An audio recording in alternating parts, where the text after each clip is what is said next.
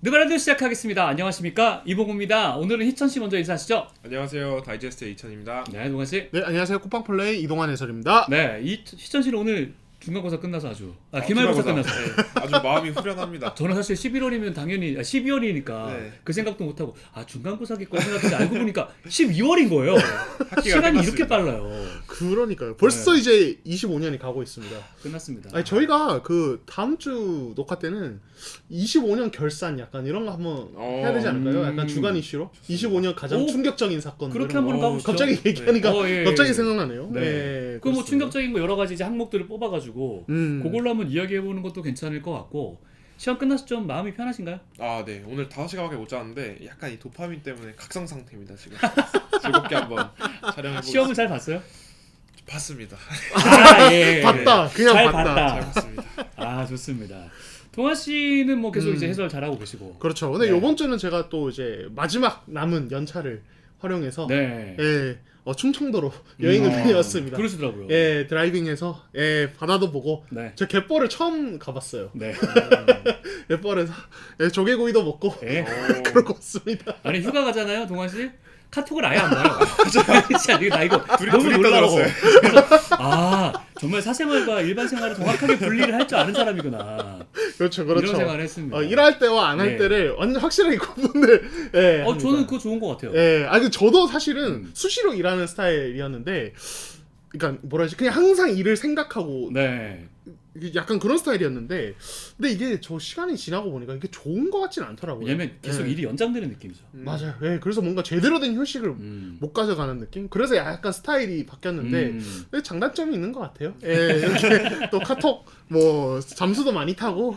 제가 그래서 동안차사라고 부릅니다. 네, 사문차사처럼 가끔 사라질 때가 있어가지고. 자, 좋습니다. 이번 주 한번 저희 이제 댓글 달아주신 분들의 이야기 한번 들려드리고 시작을 해볼까 합니다. KS2081님께서 이게 가장 호응을 많이 받은 댓글이에요. 엔비디아 시대가 온 적이 없었는데 어떻게 끝나죠? 자, 썸네일 만들어주신 분 인정하세요. 네, 그렇죠. 제목을 제가 했는데, 아니 이거는 그냥 이제 그 시적인 표현이죠.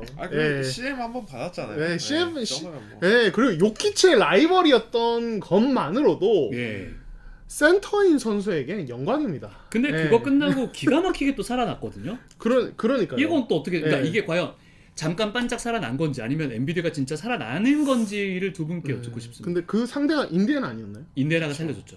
인디애나가 자말모레이한테도 52점 주고 저 인디애나 무시할 생각은 없는데 무시하고 계십니다. 그러니까 그런 이제 탱킹권 네. 팀 상대로였던 스탯은 조금 이제 우리가 걸러서 가야 된다.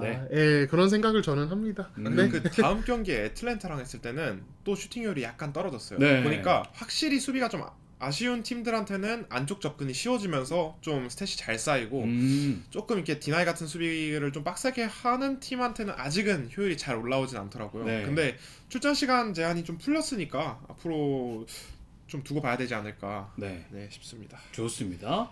자, 그리고 이제 김승한 N3Y님께서 자꾸 보다 보니 동환님 자꾸 옷 땡기시는 게 실내가 많이 추운가 봐요. 따뜻하게 입고 건강 조심하세요. 자, 이거 해명하세요. 아니 추운 게 아니라 네. 그냥 제 습관이에요. 이렇게 옷 이렇게 땡기고 자꾸 땡기고 그래서 맞아요. 난 그래서 처음에는 나도 추운가? 이거 켜야 되나? 오늘은 그래서 켰거든요. 그러니까 생각을 해봤는데 밥 먹을 때도 계속 그러고 있길래 나는 그래서 이거 동환이 버릇이구나. 그렇게 많이 추웠던 건 아니구나. 근데 맞습니다. 또 그 희천 씨까지 패딩을 입고 있으니까 그날 제가 몸이 좀 안 좋아. 몸이 안 좋아가지고 여러분 저희가 환경 그렇게 안 좋게 하지 않습니다. 봉우 씨가 이 세팅의 이 스튜디오 환경 상당히 좋습니다. 나쁘지 않습니다. 춥지 않아요. 걱정하지. 근데 걱정해 주신 거 너무 감사합니다. JSS709님 닉 클렉스턴이 패싱 빅처럼 플레이하면서 트리플 더블도 2번이나 했던데 한번 설명해 주시면 재밌을 것 같아요. 그래서 오늘 2주의 늠라픽으로 닉 클렉스턴을 설정을 했죠. 그래서 오늘 여러분들께 그 얘기 들려드릴 수 있을 것 같습니다. 그리고 마지막 댓글 파이어월트님께서 피어월트님이라고 읽는 게 맞겠네요. 요즘 늘바는 이것만 보면 얼추 다 할 수 있어서 좋더라고요. 주간 업앤다운을 할 때 다음 주 업앤다운을 예상해보는 것도 재밌을 것 같습니다. 그래서 요번 주는 업앤다운 끝난 다음에 두 분께 다음 주 업앤다운 요거 한번 그냥 간단하게 들어보는 시간 한번 가져볼까 합니다. 또 부담이 되네요. 이거 제일 어려워요. 저희 안 그래도 이번 주에 샌안토니오도 샌안토니오 오클라호마 시티한테 이겨가지고 욕 먹었는데 저희 예상하는 거 너무 항상 위험합니다. 이게 진짜 저도 할 자신이 말이 있는 게 없어요. 제가 이거 이미 쇼츠를 만들고 있는 시점에 경기가 펼쳐지고 있었거든요. 아 네. 오클이 이기고 그러니까 좀 비슷하게 갔었거든요. 맞아요, 접전이었죠. 야씨 근데 쇼츠를 다 만들고 올리는 시점 되니까 세란이 잡아버렸더라고요. 아무튼 그러니까요. 예. 그렇게 됐다는 거. 저 댓글 하나만 제가 개인적으로 예, 좋아요, 그 너무 좋아요. 모리스 프리 44님이 네. 보석 같은 팟캐스트입니다. 오래전부터 응원해온 샤이팬입니다. 봉호님은 제 또래시고 동환이형님은 데뷔 때부터 왔고 희천님은 학교 후배님 같네요. 늘 그래야듯 응원합니다. 이렇게 네. 또 제가 왜 이 댓글을 선정을 했냐면 좀 오랫동안 네, 저희를 또 네. 봐오신 분 같아서 예전에 팟캐스트 저랑 봉호 씨랑 같이 했던 팟캐스트가 네. 있거든요. 2015년부터 했어요. 예, 그때 희천 씨가 몇 살이었죠? 15년이면. 중학교 2학년. 동환 씨 은근히 이거 즐기는 것 같아. 재밌어요. 저는 네. 솔직히 희천 씨랑 농구 얘기하면은 네. 희천 씨가 어리다는 생각을 아예 1도 못 하거든요. 전혀 안 들어요. 예. 그래서. 근데 이제 이런 얘기하면은 약간 생각이 돼요. 인정. 그래서 재밌어. 약간 한 번씩 충격을 받는 느낌이라 아무튼 네. 오래된 분의 또 이제 댓글이어서 그냥 한번 다뤄봤습니다. 그리고 댓글 달아주신 모든 분들 다시 네. 한번 감사의 말씀을 드립니다. 자 이제 동서부 순위 체크부터 한번 들어가 보도록 하겠습니다. 이번 주 순위 체크하기 전에 컵대회 얘기부터 먼저 한번 해볼까 합니다.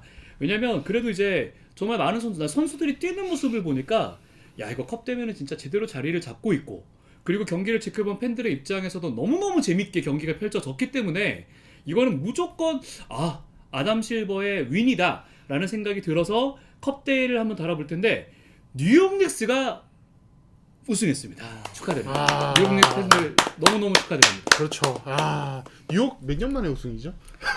몇십 년 만에. 서머리그 말고 3년인가? 그냥 컵대회나 이런. 그러니까 제가 카톡방에 결승전에 닉스가 우승한다. 저 그렇죠. 틀렸습니다. 저는 또 세나이트 그 중에 또 우승한다. 저희는 샌안토니오에다가 또 틀리고 저희 다 틀렸습니다. 그래서 뉴욕 우승 전에 그거부터 한번 가볼까요? 네. 오크를 세난이 잡았어요. 네네네. 그렇죠. 요거 한번 얘기를 해볼까 합니다. 네. 제가 먼저 네, 말씀하시죠. 편하게. 일단 역대급 반전이었죠. 솔직히 아무도 그러니까 세란이 이길 거라고 생각한 사람이 진짜 몇이나 될까 그쵸. 싶거든요. 근데 여기서 진짜 오클라호마의 몇 안 되는 약점이 드러난 것 같아요. 일단 페인트 존을 패킹하는 수비 상대로 그러니까 네. 예를 들어 상대가 뭐 웬반야마나 코네처럼 좋은 림 프로텍터를 가지고 있어서 페인트 존 패킹을 하고 또 지역 방어랑 이렇게 갭 디펜스를 많이 쓰면서 외곽 슛을 강제할 때 그때 경기처럼 3점이 안 들어가면은 오클라호마의 오펜스가 되게 답답해질 수 있더라고요. 그래서 이날 원래 오클라호마가 항상 페인트 존 마진을 좀 높게 가져가고 셰이 기저스 알렉산더도 림어택 득점이 많은데 평균 페인트 존 마진이 13.6점 플러스 13.6점인 팀이 이날은 페인트 존 득점 자체가 44점에 그치면서 가장 쉬운 득점을 만들어낼 수 있는 곳에서 결국 밀렸다라고 생각을 하고요. 쉐이도 이날 29득점을 했지만 페인트 존 야투율은 12개 중에 4개밖에 33%밖에 안 됐거든요. 근데 이렇게 안쪽에서 공격이 안 되는 날에 3점도 37개 중에 9개 잘 터지지 않으면서 세란이 결국 갭 디펜스를 계속 쓸 수 있었고 그러면서 공격이 좀 꼬여서 결국 지지 않았나 싶습니다. 아주 냉철한 분석입니다. 네. 예. 저는 이제 솔직히 라이브로 못 봤거든요. 예, 라이브로 못 보고 나중에 다시 봤어요. 다시 보는데 이제 전반 이제 2쿼터 중반까지 보면서 네. 너무 전형적인 시나리오인 거예요. 예, 진짜로. 그러니까 어떤 전형적이시죠? 오클라호마 시티한테 잡히는. 잡히는. 예, 그냥 이제 샌안토니오가 지난주에 말씀드렸다시피 드리블 돌파, 어떤 핸들러들을 활용한 킥아웃 게임 이걸로 게임을 풀어가는데 오클라호마 시티 수비에 아무런 힘도 못 쓰는 그런 게임이었어요. 그러니까 3점은 거기다 3점도 아예 안 들어가지. 어떤 핸들러들 돌파는 어느 정도 이제 꾸역꾸역 만들어낸 득점 나오지만 아예 뭐 이제 그 손질과 이런 걸 턴오버도 자꾸 나오고 그래서 그냥 안 되는 게임이었는데 이걸 도대체 왜 진 것이라는 생각이 들었거든요. 근데 결정적이었던 결국에는 저는 좀 웬반야마 이야기를 좀 하고 싶은데 그러니까 이 선수가 들어오면서 이게 아무래도 중립 경기장이었잖아요. 그러니까 공기 흐름 자체가 좀 약간 묘하게 바뀐 부분이 일단 첫 번째로 좀 있었던 것 같고 두 번째는 웬반야마가 사실 시즌 초반에 그 안쪽에서 플레이하는 부분에 대해서 상대팀들이 작은 선수를 붙여서 낮은 무게중심을 통해서 밀어내는 식으로 약간 이런 식의 수비를 했는데 그걸 제일 잘하는 게 또 오클라호마고. 그렇죠. 오클라호마 시티는 이날 젤런 윌리엄스를 붙였단 말이에요. 근데 이날 샌안토니오는 웬바냐마를 물론 웬바냐마 처음 들어왔을 때는 조금 밖에서 이 핸들링하는 플레이를 하다가 턴오버도 하고 그랬는데 나중에 되면은 거의 웬바냐마를 무슨 어떤 선수로 비교를 해요? 고베어처럼 써요. 거의 고베어처럼. 그러니까 노골적으로 페인트 존과 덩커 스팟 안쪽에서만 왔다 갔다 하면서 위로 올려주고 거기서 피니시하도록 만들어 버리면서 웬바냐마가 림 근처에서만 그냥 오클라호마 시티를 거의 잡아 먹어버렸어요.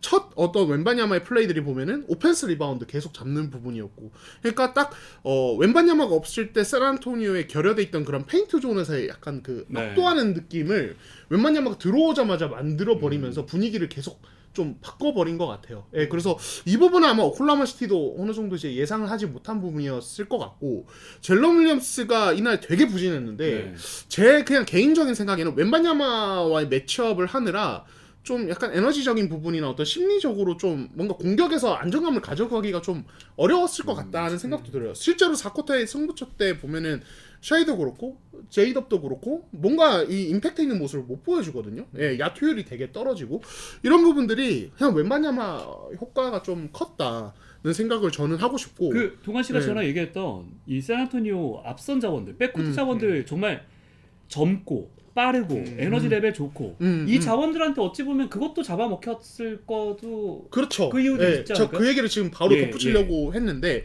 희천 씨가 얘기해줬지만 이 앞선 자원들의 이 갭 디펜스나 어떤 이제 이 감싸는 이런 어떤 손질 이런 것들 샌안토니오 외곽 자원들의 저는 이것도 칭찬을 많이 해주고 싶어요. 딜런 아포나 캐슬이나 뭐 팍스도 피지컬하게 수비하고 만즈도 수비 되게 잘하고요. 그러니까 샌안토니오가 오클라호마 시티의 그 앞선의 그 엄청난 수비를 효과적으로 뚫어낸 경기라고 생각하진 않는데, 근데 적어도 이 앞선들끼리 퍼리미터 자원들끼리 이 수비 대결에서 전 밀렸다고 생각은 안 합니다. 솔직히. 예, 되게 피지컬하고 그래서 샌안토니오 초반에 잘 나갈 때 제가 그 얘기를 했었거든요. 수비가 진짜 좋은 것 같다. 딜런 아퍼는 물론이고 이런 어린 자원들의 에너지나 압박 이런 거 되게 좋은 것 같다는 말씀드렸는데 그게 나오더라고요. 그래서 수비에서 약간 기대 이상의 이 또이또이 싸움이 됐고, 오펜스에서 경기 초반에 되게 답답했던 것들이 그냥 웬바냐마 효과 플러스 후반 들어서 3점이 좀 터지기 시작하면서 자연스럽게 게임이 풀리면서 샌안토니오가 어떻게 보면 해볼 만한 게임으로 가지 않았나라는 생각이 들어요. 네. 동환 씨 말이 너무 재밌는 것 중에 하나가 있어요. 웬바냐마는 어쨌거나 골 밑으로 투입을 시키면서 오크를 잡아냈다. 근데 뉴욕전 얘기를 해볼게요. 바로 네. 뉴욕전에서는 사실 웬바냐마가 그렇게 안 쓰이는 듯한 느낌이었거든요. 저는 그렇죠. 네. 밖으로 맞아요. 돌더라고요. 초반부터 좀 꼬인 것 같은데 예. 제가 예상을 할 때 세난이 유리할 거라고 생각했던 이유는 아까 제일런 윌리엄스처럼 아누노비가 저는 어느 정도 붙을 거라고 생각했고 실제로 많이 막았거든요. 근데 아누노비가 그렇게 웬비를 막으면 공격에서 지쳐서 잘 못할 줄 알았어요. 네. 근데 제 기준 그날 MVP 아누노비입니다. 맞아요. 너무너무 잘했어요. 너무 잘했어요. 공수에서 다 압도했습니다. 거의. 그러니까 뭐 웬비를 압도했다기보다는 공격도 너무 좋았고 수비도 너무 좋았고. 근데 그 차이였고, 두 번째는 이제 그러니까 뉴욕의 장점이 공격 리바운드거든요. 공격 리바운드가 전체 3위예요. 13.6개로. 그다음 리바운드도 4위고. 근데 샌안토니오의 리바운드 단속이 아쉽긴 한데 요즘 코넷이랑 그래도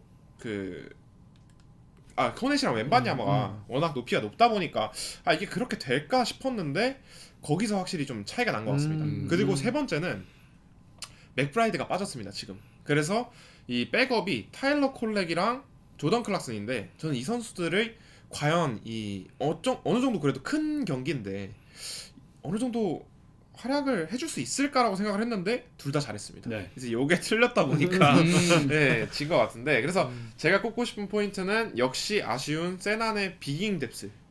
일단 웬바냐마와 코넷을 빼고는 사이즈에서 다 밀립니다. 그렇죠. 그러다 보니까 그냥 진짜 오펜스 리바운드를 위에서 가져가서 쉬운 득점을 하거나 아누노비나 그 미칼 브리치스가 진짜로 그냥 분리볼식으로 득점을 해버리거나 그러니까 이렇게 해서 쉬운 득점을 하다 보니까 결국 마지막에 뉴욕이 뒤집을 수 있는 힘이 남아있었던 것 같고, 샌안토니오는 사실 이거를 좀 채워주려면 결국 그 약간 작은 비깅 역할을 해야 되는 그 윙들이 3점이 좀 터져줘야 되거든요. 근데 바셀이 7개 던져서 2개, 반스는 4개 던져서 1개도 못 넣고, 샴페인이 4개 던져서 하나, 켈든 존슨이 2개 던져서 하나, 도합 17개 중에 4개예요. 사실 하퍼 말고는 3점을 잘 넣은 선수가 없었거든요. 이 경기에. 그러다 보니까 결국 경기에서 좀 밀리지 않았나 싶습니다. 우리 경기 볼 때 희천 씨가 사실 그 얘기했거든요.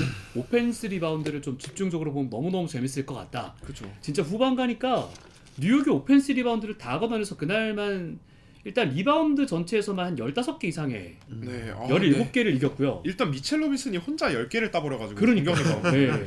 맞아요. 예. 그러니까 그 샌안토니오의 특징인데 저는 이제 뭐 방금 샌안토니오 이 앞선 수비 칭찬을 하긴 했습니다만 이 림 프로텍팅이나 이 어떤 리바운드적인 면에서 이 원빅에 대한 의존도가 되게 높아요. 네, 사실 맞아요. 뭐 이제 희천 씨가 얘기한 그 사이즈상의 어떤 열쇠 때문에 좀 어쩔 수 없는 부분이 있는 것 같고 그래서 웬바냐마가 뛸 때 더 그 효과가 좀 극적으로 나오는 느낌이 있거든요. 예. 근데 이제 저는 이번에 컵 대회를 보면서 그런 생각이 드는 거죠. 샌안토니오는 도대체 어떤 선택을 해야 될까? 솔직히 지금 이 좀 뭔가 작은 꼬꼬마 이 가드진들이 저는 이 에너지나 이런 코트 넓게 쓰는 건 되게 좋다고 생각하거든요. 네. 예. 근데 이제 트렌드상 이런 공격 리바운드를 이 정도로 이제 결승전처럼 빼앗겨 버리면 사실은 아무리 뭐 코트 넓게 쓰고 막 이렇게 해도 포지션 횟수 싸움에서 밀려버리면 사실 그쵸. 게임 프로가 쉽지 않단 말이에요. 그러면 결국 이렇게 밀려버리는 건데 이 딜레마를 언젠가는 좀 이제 딱 결론을 내리고 뭔가 나아가야 될 것 같아요. 예, 저는 그래서 처음에 이제 뭐 박스, 하퍼, 뭐 이제 이런 바셀 이런 이제 핸들러들, 캐슬까지 이거를 어떻게 해야 되냐, 정리를 해야 되냐 마냐에 대한 이야기도 많았고 실제로 트레이드 루머도 나왔었는데. 저는 이번 시즌 이후에 뭔가 결론을 내리지 않을까. 이번 시즌까지는 좀 그대로 갈 것 같고 좀 이제 옥석을 좀 고를 수도 있거든요. 솔직히 저는 스테판 캣을 좀 불안해요. 이번 시즌 플레이가 오히려 딜런 하퍼가 그래요? 저는 더 좋아 보인다는 느낌도 많이 폭발력은 뭔가 캐슬이 더 있어 보이긴 하던데. 그렇긴 한데 근데 캐슬이 슛이 아쉽다 보니까 받고. 캐슬이 드라이브하고 킥아웃 하는 건 되게 잘하거든요. 그래서 어시스트 수치가 항상 잘 쌓여요. 근데 야투율이 안 좋을 때가 많고 또 안 되는 날은 턴오버가 많을 때도 많아서 그 다음에 저는 팍스도 솔직히 좀 기대 이하인 게 사실 팍스, 하퍼, 캐슬 중에 제일 베테랑이 팍스잖아요. 근데 경기 후반에 오히려 팍스의 디시전 메이킹이 아쉽게 느껴질 때가 좀 많더라고요. 그래서 저는 이 중에 만약 하나를 보내야 된다면 저는 팍스 쪽이긴 오히려. 합니다. 네. 진짜 비싸게 데리고 왔는데. 조금만 나이 먹으면 별로 아니, 안 좋아요. 왜냐면 팍스가 샐러리도 제일 많이 받으니까 네, 조금 그러니까 데려와도 그 큰 덩어리의 선수들을 데려올 수 있지 않을까 싶습니다. 박스 같이 더 내려가기 전에 네. 차라리 빅윙을. 그쵸. 박스로. 저는 무조건 필요할 비기를 데려야 것 된다 같아요. 생각해요. 그리고 이날 웬바냐마도 사실은 좀 막판에 네. 골 밑으로 들어가는 모습을 보여주지 않고 계속 맴돌다가 3점 던지고 그쵸. 굉장히 소극적으로 플레이를 했었거든요. 그러니까요. 이거는 저는 왜 그랬을까요? 솔직히 저도 모르겠어요. 왜 네. 그렇게 하는 건지. 그러니까 오클라호마 시티전 저는 그래. 그러니까 뭐 힘들어도 몸싸움 밀려도 안으로 전 들어가야 된다는 생각을 했고 실제로 그걸 보여줬다고 생각하거든요. 네. 예. 근데 이제 밖에서 또 겉도는 거 보니까 이제는 우리가 웬바냐마를 사실 그동안은 좀 유망주라는 어떤 틀 안에서 조금 관대하게 봐왔죠. 이런 재능도 있고 이런 재능도 있고. 근데 이제는 좀 그런 얘기를 할 때가 된 것 같아요. 이 선수의 재능을 지금 트렌드나 여러 가지 어떤 이 선수의 장단점을 봤을 때 진짜 100% 온전히 살릴 수 있나. 예. 그러니까 이 선수는 그 엄청난 사이즈를 가지고 퍼리미터에서 플레이할 수 있는 스킬이 있고 또 본인도 어느 시점에서는 네. 그거를 좀 만개하고 싶을 텐데 근데 여전히 퍼리미터에서 그렇게까지 위력적인 공격수는 아니고 그렇죠. 초반에 어떤 리그를 지배하는 듯한 포스를 보여줬을 때 사실은 사이즈의 어떤 이점을 활용한 부분이거든요. 제가 포르징기스 댈러스 시절에 이제 저희가 다룰 때 한번 얘기를 한 적이 있지만 이렇게 큰 신장을 가지고 밖에서만 플레이하면은 사실은 그 메리트를 못 살려요. 맞아요. 그리고 지금처럼 이 오펜스 리바운드가 어떤 리그의 어떤 핵심적인 트렌드인 상황에서는 웬바냐마가 밖에서 3점 던지고 백코트 하는 건 되게 네. 너무 재능 낭비. 아깝지. 네, 거든요. 네. 근데 또 딜레마가 그렇다고 해서 웬바냐마가 뭐 무게 중심이 낮고 단단하고 막 그래가지고 몸싸움을 다 이겨내고 막 이렇게 들어갈 수 있는 선수는 그건 아니에요. 사실 웬바냐마처럼 말라도 어떤 코어 힘이 되게 강하고 몸싸움에 재능이 있으면은 쉐이처럼 막 컨택 통해서 밀고 들어가고 그러기도 할 수 하는데 있지. 웬비는 사실 그런 느낌은 아니거든요. 그쵸. 쉐이 같은 어떤 마른 장작 같은 느낌은 네. 아직 아니어서 이 앞으로 이 선수의 재능을 100% 발휘하기 위해서는 이제는 뭔가 기존의 어떤 스테레오 타입은 아니더라도 웬바냐마만의 스타일을 만들어가야 될 것 같은데 아직도 본인도 그렇고 팀도 그렇고 뭔가 갈팡질팡하는 느낌이 있어서 좀 걱정입니다, 사실은. 그러게요. 예, 수비에서는 확실해요. 이 선수를 어떻게 쓰겠다는 게. 그러니까 밖으로 끌려나가는 상황에서는 스위치해주고 왼반야만 막는 선수가 오프볼 상황에서 코너가 아니라 45도로 올라가주면 옆에 있는 선수랑 스위치해가지고 덩커 스팟에 있을 수 있도록. 그러니까 페인트 존 주변에 머무를 수 있도록 하는 스킬을 샌안토니오가 웬만하면 쓰는데, 근데 공격에서는 아직도 뭔가 이 선수를 어떻게 쓰겠다라고 하는 확실한 청사진이 안 나오는 것 같아서. 그러니까 이게 샌안토니오가 아직도 한 2년 3년 더 리빌딩 해야 되는 단계면 그러면 아직 뭐 실험할 수 있으니까 괜찮아 할 수 있는데, 팍스도 꽤 대가를 치르면서 데려왔고, 그렇죠. 이제 뭔가 달리겠다는 신호인데, 맞아요. 1, 2년 안에는 뭔가 플레이오프 이상의 뭔가를 해보겠다는 네. 신호인데 아직도 웬바냐마의 오펜시브 어떤 코트에서의 활용법이 확실하게 안 나온 것 같아서 좀 걱정이 됩니다, 저는. 예, 이거는 샌안토니오가 제일 고민하는 부분이겠지만은 제가 밖에서 봤을 때는 좀 걱정이에요. 오히려 재능이 너무 많으니까 손해를 보는 케이스가 아닌가라는 생각도 들긴 들어요. 그러니까요. 밖에서 너무 잘해버리면 사실은 너 알아서 해라 이건데, 그게 약점으로 다가올 때는 안으로 들어가야 되잖아요. 그렇죠. 근데 이게 둘 다 뭔가 잘하긴 잘하는데 둘 다 잘하니까 쉬운 결정을 못 내리는 게 아닌가라는 생각이 개인적으로 들고, 그리고 이제 컵 MVP가 브런슨이었거든요. 와, 저는 브런슨 너무 멋있었어요. 딱 첫 번째 인터뷰할 때 우리 완전 팀원들 한 명 한 명 다 언급하면서 완전히 그냥 티켓 세워주고, 그리고 경기 끝나고 난 다음에 뉴욕 선수들은 막 사실 조시 하트도 막 요거 제 세레머니 하고 막 그랬단 말이에요. 근데 신나 있을 때 브런슨은 신나지 않고 샌안토니오 벤치 쪽으로 가서 한 명 한 명 인사를 하더라고요. 나 그거 보고 야, 이제는 진짜 된 사람이다. 뉴욕의 왕이잖아요. 예. 품격이 있는 거죠. 정말 대단하게 봤습니다. 멋있어. 너무 멋있더라고요. MVP 탈만한 이 뭐 컵대 전체를 봤을 테니까. 그러니까요. 네. 예. 그리고 뭐 뉴욕이 보니까 현지 기사 보니까 그 컵대 우승 배너를 안 단다고 하더라고요. 메디스 스퀘어 가든에. 뭐 작년이나 재작년 우승 팀들은 다 달았는데, 그래서 이거에 대해서도 약간 말이 있더라고요. 근데 보니까 뉴욕은 우리 진짜 목표는 파이널 우승이기 때문에 일단 그걸로 너무 만족하지 않겠다. 뭐 이런 의미라고 뉴욕 쪽에서는 이야기를 했다고 하는데. 만족했으면 좋겠는데? 이러고 올 시즌에 떨어지면 되는 거 아니에요? 저는 못할 것 같아요. 아니, 솔직히 뉴욕이 샌안토니오 만났으니까 우승했지. 죄송합니다만 오클 만났으면 우승 못했을걸요? 근데 뭐 또 세난한테 오클이 질 줄 어떻게 알았어요? 네. 그것도 그래요. 그러니까요. 네, 네, 그렇습니다. 좋습니다. 자, 이렇게 컵대회 이야기 한번 나눠봤고요. 이번 주 동서부 순위 체크는 서부부터 먼저 가보도록 하겠습니다. 저희가 맨날 이제 동부부터 다루다 보니까 서부를 조금 빠르게 패싱하는 느낌이 좀 들어가지고요. 자, 서부 일단 그래도 오클라호마 시티 얘기를 하긴 해야 됩니다. 이제 12월 현재 시점에 19일인데 25승 2패. 아직도 뭐 이 2패가 과연 이대로 멈춰서 다음 해까지 넘어가지 않을까라는 생각이 전 개인적으로 드는 게, 이천 씨 어떻게 생각할지 모르겠습니다만 미네소타, 멤피스, 또 세나는 두 번 만나네요. 24일날, 26일날. 리벤지가 있겠네요. 네. 또 백투백으로 만나는 모양새고요. 물론 하루 쉼이긴 합니다만. 그리고 필라델피아와 애틀랜타. 만만치 않은데요. 여기서 1패 더 쌓을 것 같기도 한데, 잘못하면. 저는 한 1패 정도? 네. 1패 정도? 많이 해도 1패? 네. 다 이겨도 이상하진 저는 않습니다. 다 이길 수 일단 있을 것 같은데. 다음에 붙는 네. 세난전은 무조건 이길 겁니다. 예. 오클라호마가 그 포틀랜드 때려잡았듯이 한 번 진 팀한테는 무조건 이길 겁니다. 철저한 복수라서. 네, 그렇죠. 예. 오늘 또 이제 화나가지고 클리퍼스 때려 잡았거든요. 예. 1픽 확률도 높이고 겸사겸사 분노 표출도 하고. 예. 아니, 근데 클리퍼스 힘들어. 이제 오클라호마 시티의 약점, 뭐 희천 씨가 아까 좀 얘기를 해줬습니다만, 근데 이제 그런 상황들, 그러니까 페인트 존에서 어떤 마진이 안 나오고 외곽에서 슛이 안 터지고 이런 이제 딜레마들이 동시에 나오는 확률이 그렇게 높진 않아요, 사실은. 그렇죠. 네. 특히 이번 시즌은 더 그래요.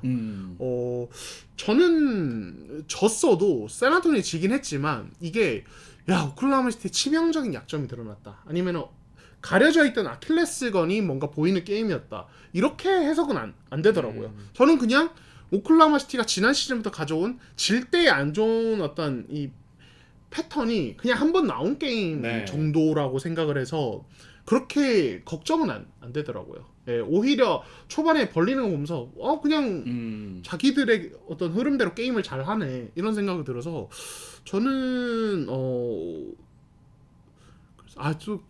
막 예상했다가 또 흘러서 해보세요. 괜찮아요. 네. 하세요. 저는 만화도 1패. 만화도 1패? 만화도 1패. 네. 네, 진짜로 그 정도로 강한 것 같아요. 아직은. 네, 그렇습니다. 그러면 자 이제 다음은 덴버 얘기를 한번 해볼게요. 아우. 덴버가 에런 고든 없으니까 조금 불안하다 이런 얘기가 있었습니다만 공격으로 상대를 때려잡으면서 6연승 중입니다.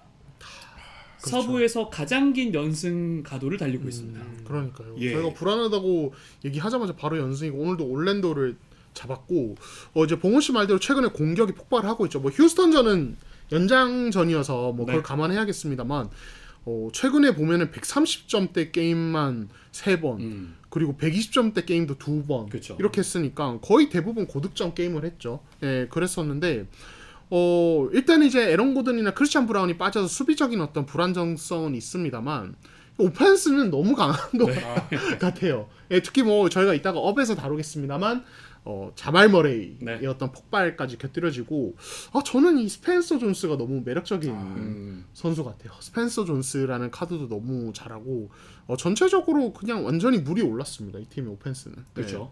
그래서 6연승을 가져갔다. 이렇게 한번 정리를 해보면 괜찮을 것 같고요. 다음 이 팀에 대한 얘기를 사실 저는 좀 하고 싶어서 이제 뭐 레이커스, 샌안토니오, 휴스턴, 미네소타. 자, 미네소타에서 살짝 한번 시간을 드리도록 하겠습니다. 미네소타. 저희가 오늘 이제 말씀드릴 업팀이 사실 조금 의외의 팀이잖아요. 네. 저는 그 팀을 업팀으로 이 멤피스를 업팀으로 올려준 이 대단한 팀이 미네소타거든요. 멤피스가 여태까지 상위 팀 상대로 11연패였는데 이걸 미네소타가 끊어줬습니다. 네. 그래서 사실 엔트가 빠져서 그런 거긴 해요. 근데 이게 랜들이 저희가 잊고 있었습니다. 1옵션일 때 랜들이 뉴욕에서 얼마나 무서웠는지 여러 의미로 사실 기록만 보면 1차 스탯만 보면 21득점 5리바운드 3어시스트 21개 던져서 9개 뭐 나름 준수하거든요. 그렇죠. 근데 클러치에서 너무 아쉬웠습니다. 네. 일단 경기 종료 5분 이내에 돌파 시도한 거 블락당했고 실책으로 턴오버했고 수비 잘못해서 그러니까 턴오버를 한 다음에 그게 또 곧바로 랜데일이 3점을 쏴서 3점을 맞았습니다. 그 다음에 게임 엔딩 패스 턴오버까지. 이게 사실 1옵션으로서 하면 안 되는 짓만 골라서 한 거거든요. 네. 그 다음에 뭐 자렌 잭슨 주니어가 워낙 수비를 잘하는 선수긴 하지만 랜들의 주 무기인 분리볼이 완전히 통하지 않더라고요. 그쵸. 그리고 조금 그래도 괜찮아 보였던 거는 엔트가 이탈한 동안 본자일랜드를 임시 방편이지만 주전으로 올렸어요. 근데 제가 생각했던 것보다는 기대 이상의 활약입니다. 세크라멘토전에 36분 뛰면서 18득점 3리바운드 5어시스트 했고 멤피스전에는 12득점 3리바운드 5어시스트 했는데 전반에는 야투율이 60%였는데 후반에 하나도 못 넣었습니다. 네. 근데 이걸 감안해도 마진이 플러스 10이고 네. 딜링햄은 그렇게 조금 뛰고서 마진이 마이너스 13입니다. 그래서 저는 진지하게 딜링햄은 G리그로 조금 보내서 그쪽에서 좀 자신의 툴을 좀 닦아오는 게 맞지 않나 싶고 차라리 엔트가 돌아와도 본즈한테 시간을 한 15분 정도 주는 게 맞지 않을까 싶어요. 그리고 뭐 엔트가 사실 뭐 셰이급의 안정감을 가진 선수는 아니지만 결국 미네소타엔 이 선수가 없으면 공격이 너무 안 풀립니다. 그렇죠. 필요합니다. 뭐 퍼실리테이터로서의 역할을 너무너무 올 시즌 특히 지난 시즌부터 잘해주고 있기 때문에 엔트의 정말 활약은 너무너무 필요할 것 같다라는 생각이 들고 근데 본주 아일랜드 괜찮으시겠어요? 너무 얘가 극과 극을 막 달립니다. 뼈버럭이라고 불리는 이유가 있어요. 그쵸. 근데 옛날에 막 그 진짜 팀 막 옮겨다니면서 이미지 되게 안 좋았을 때보다는 좀 낫거든요. 그래도 좀 괜찮아요. 네, 그래도 좀 괜찮은데 물론 아쉽죠. 네. 핸들러가 필요한 진짜 탑 몇 순위 안에 들어간다 생각해요. 미네소타가. 네. 미네소타 뭐 휴스턴도 그렇고. 근데 일단 딜링햄보단 낫다. 콜리보다도 낫다라고 생각합니다. 오, 좋습니다. 네. 그리고 이제 피닉스와 멤피스인데 멤피스는 저희가 이번 주에 주간 업팀으로 이야기를 해볼 거고요. 저 여기서 휴스턴을 그냥 지나치는 것 같아서 한번 언급을 했어요. 예. 연패이긴 해요. 연패에다가 지금 뉴올리언스한테 졌기 때문에 그쵸. 이거 한번 다뤄줘야 되는데, 그러니까 이제 휴스턴이 댈러스전 지고 그다음에 클리퍼스한테 신승하고 이제 그다음에 연패거든요. 네. 근데 덴버 뉴올리언스한테 졌는데 뭐 댈러스전이야 지금 사실은 팀이 뭐 사실 한 번씩 이럴 때가 있고 또 멤버도 빠지고 뭐 그때 생군이랑 아담스가 다 빠져서 그냥 그러려니 해야 되는 게임이고 사실 덴버전 질 때만 해도 이 팀이 강팀과의 이 클로징 게임을 잘 마무리를 못하네 라는 생각을 하긴 했었어요. 완전 공감해요. 예, 개막 초반에도 그렇고 네. 예, 그랬었는데 오늘 뉴올리언스한테 지는 걸 보면서 저 이제 체감상 접전을 너무 많이 지는데 싶어서 그치. 기록을 보니까 이번 시즌 클러치 게임 승률이 오늘 패배로 뉴올리언스전 패배로 6승 7패 5할이 안 되더라고요. 예, 이거는 좀 문제를 짚고 넘어가야 된다. 강팀으로서의 면모는 아니죠. 그렇죠. 네. 예. 그러니까 사실은 케빈 듀란트, 생군 이 정도면은 클러치 플레이어들은 확실하게 확보를 하고 있는 셈인데 클러치 게임을 자꾸 진다. 이걸 어떻게 해석해야 될까라고 이제 저희가 좀 질문을 던져봐야 되는데 결국에는 저는 지난주에 얘기했던 그 이슈를 꼽고 싶어요. 스페이싱 이슈 때문에 승부처의 리드 셰퍼드를 써야 되는 상황. 이 리드 셰퍼드의 어떤 투입을 강제받는 상황인데 그게 양날의 검으로 작용을 한다는 거죠. 그러니까 이거는 저는 셰퍼드가 너무 못하고 뭐 이렇게 셰퍼드를 범인으로 몰고 가고 싶은 게 아니라 그냥 휴스턴의 상황이 그렇다는 거예요. 셰퍼드를 쓰다 보니까 스페이싱은 좀 돼요. 그러면서 생곤이나 듀란트가 아이솔레이션으로 뭔가를 할 수 있는 상황은 만들어지는데 근데 결국에는 상대팀들이 반대로 공격 코트에서 셰퍼드를 불러내서 자꾸 헌팅을 한단 말이에요. 여기서 자꾸 수비적인 균열이 생기고 그리고 스페이싱 때문에 셰퍼드를 썼으면 셰퍼드가 찬스가 나면은 좀 높은 확률로 피니시를 다 좀 해주거나 그렇죠. 이제 디시전 메이킹을 잘해줘야 되는데 셰퍼드도 사실 제가 이번 시즌 뭐 아직 반도 안 지났지만 보면서 느끼는 거는 이 팬들을 여러 의미로 들었다 놨다 할 만한 선수 같아요. 잘할 때는 야 진짜 강심장이네. 너무 잘 넣는다. 과감하게 저런 네. 샷 셀렉션도 하고 안 들어갈 때는 진짜 이런 역적이 따로 없어요. 맞아요. 진짜. 네. 그래서 지난주에도 얘기를 했지만 휴스턴은 이 딜레마를 진짜 우승하고 싶어 어떻게든 해소해야 돼요. 아직은 셰퍼드를 클러스 타임에 기용해서는 안 될 것 같아요. 윈나우 팀이라면. 예. 그래서 진짜 팀 내에서 셰퍼드 대신 스페이싱을 해서 다른 카드를 대안이 없어요. 쓰든가. 예. 그게 문제죠. 대안이 없어. 그러니까 에런 할로데이도 썼다 넣었다 하더라고요. 네, 근데 네. 셰퍼드를 좀 더 기대하는 것 같아요. 굳이 둘 중에 셰퍼드를 쓰는 거 아니, 보니까. 높은 픽이잖아요. 그렇죠. 그러니까. 또 확실히 터질 때는 또 네, 기가 막히게 네, 터지니까. 고점이 또 높아요. 네. 그러니까요. 그래서 저는 이 휴스턴 같은 팀에 진짜 트레이 머피 같은 선수 하나 있으면 진짜 어마어마한 시너지가 나면서 그냥 이런 경기를 다 잡을 것 같거든요. 근데 뭐 트레이 작년 머피는 뭐 벤블린만 있어도 예, 진짜 맞아요. 예. 그래서 30%한 중반 후반대로 3점을 넣을 수 있는 안정적인 가드 아니어도 그냥 슈터. 예, 가드는 필요 없어요. 이 팀 어차피 가드 없이 농구하는 그쵸. 팀이기 때문에 사실상 자바리 스미스가 그래도 조금은 해주던데 또 결정적인 순간에 오늘 같은 경우도 맞아요. 조금 예. 사라지고. 보네드 플레이를 한 번씩 예. 승부쳤다 하기 때문에 그래서 이 휴스턴의 이 클러치 게임 잦은 패배 딜레마는 이거는 결국에는 트레이드나 뭔가 변화를 가져가야만 해소될 것 같다. 자꾸 눈앞에 버럭신이 왔다 갔다 합니다. 버럭신 안 돼. 버럭신 안 돼요. 버럭신 안 돼요.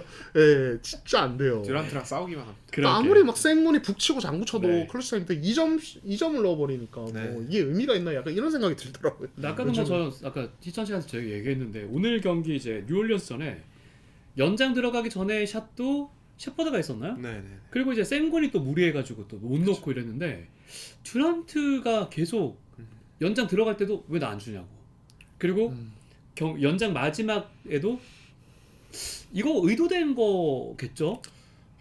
저도 근데 이거를 뭐 저희가 의도된 거다 아니다라고 명확히 말씀드릴 수는 없지만 어느 정도 저는 있다고 생각하거든요.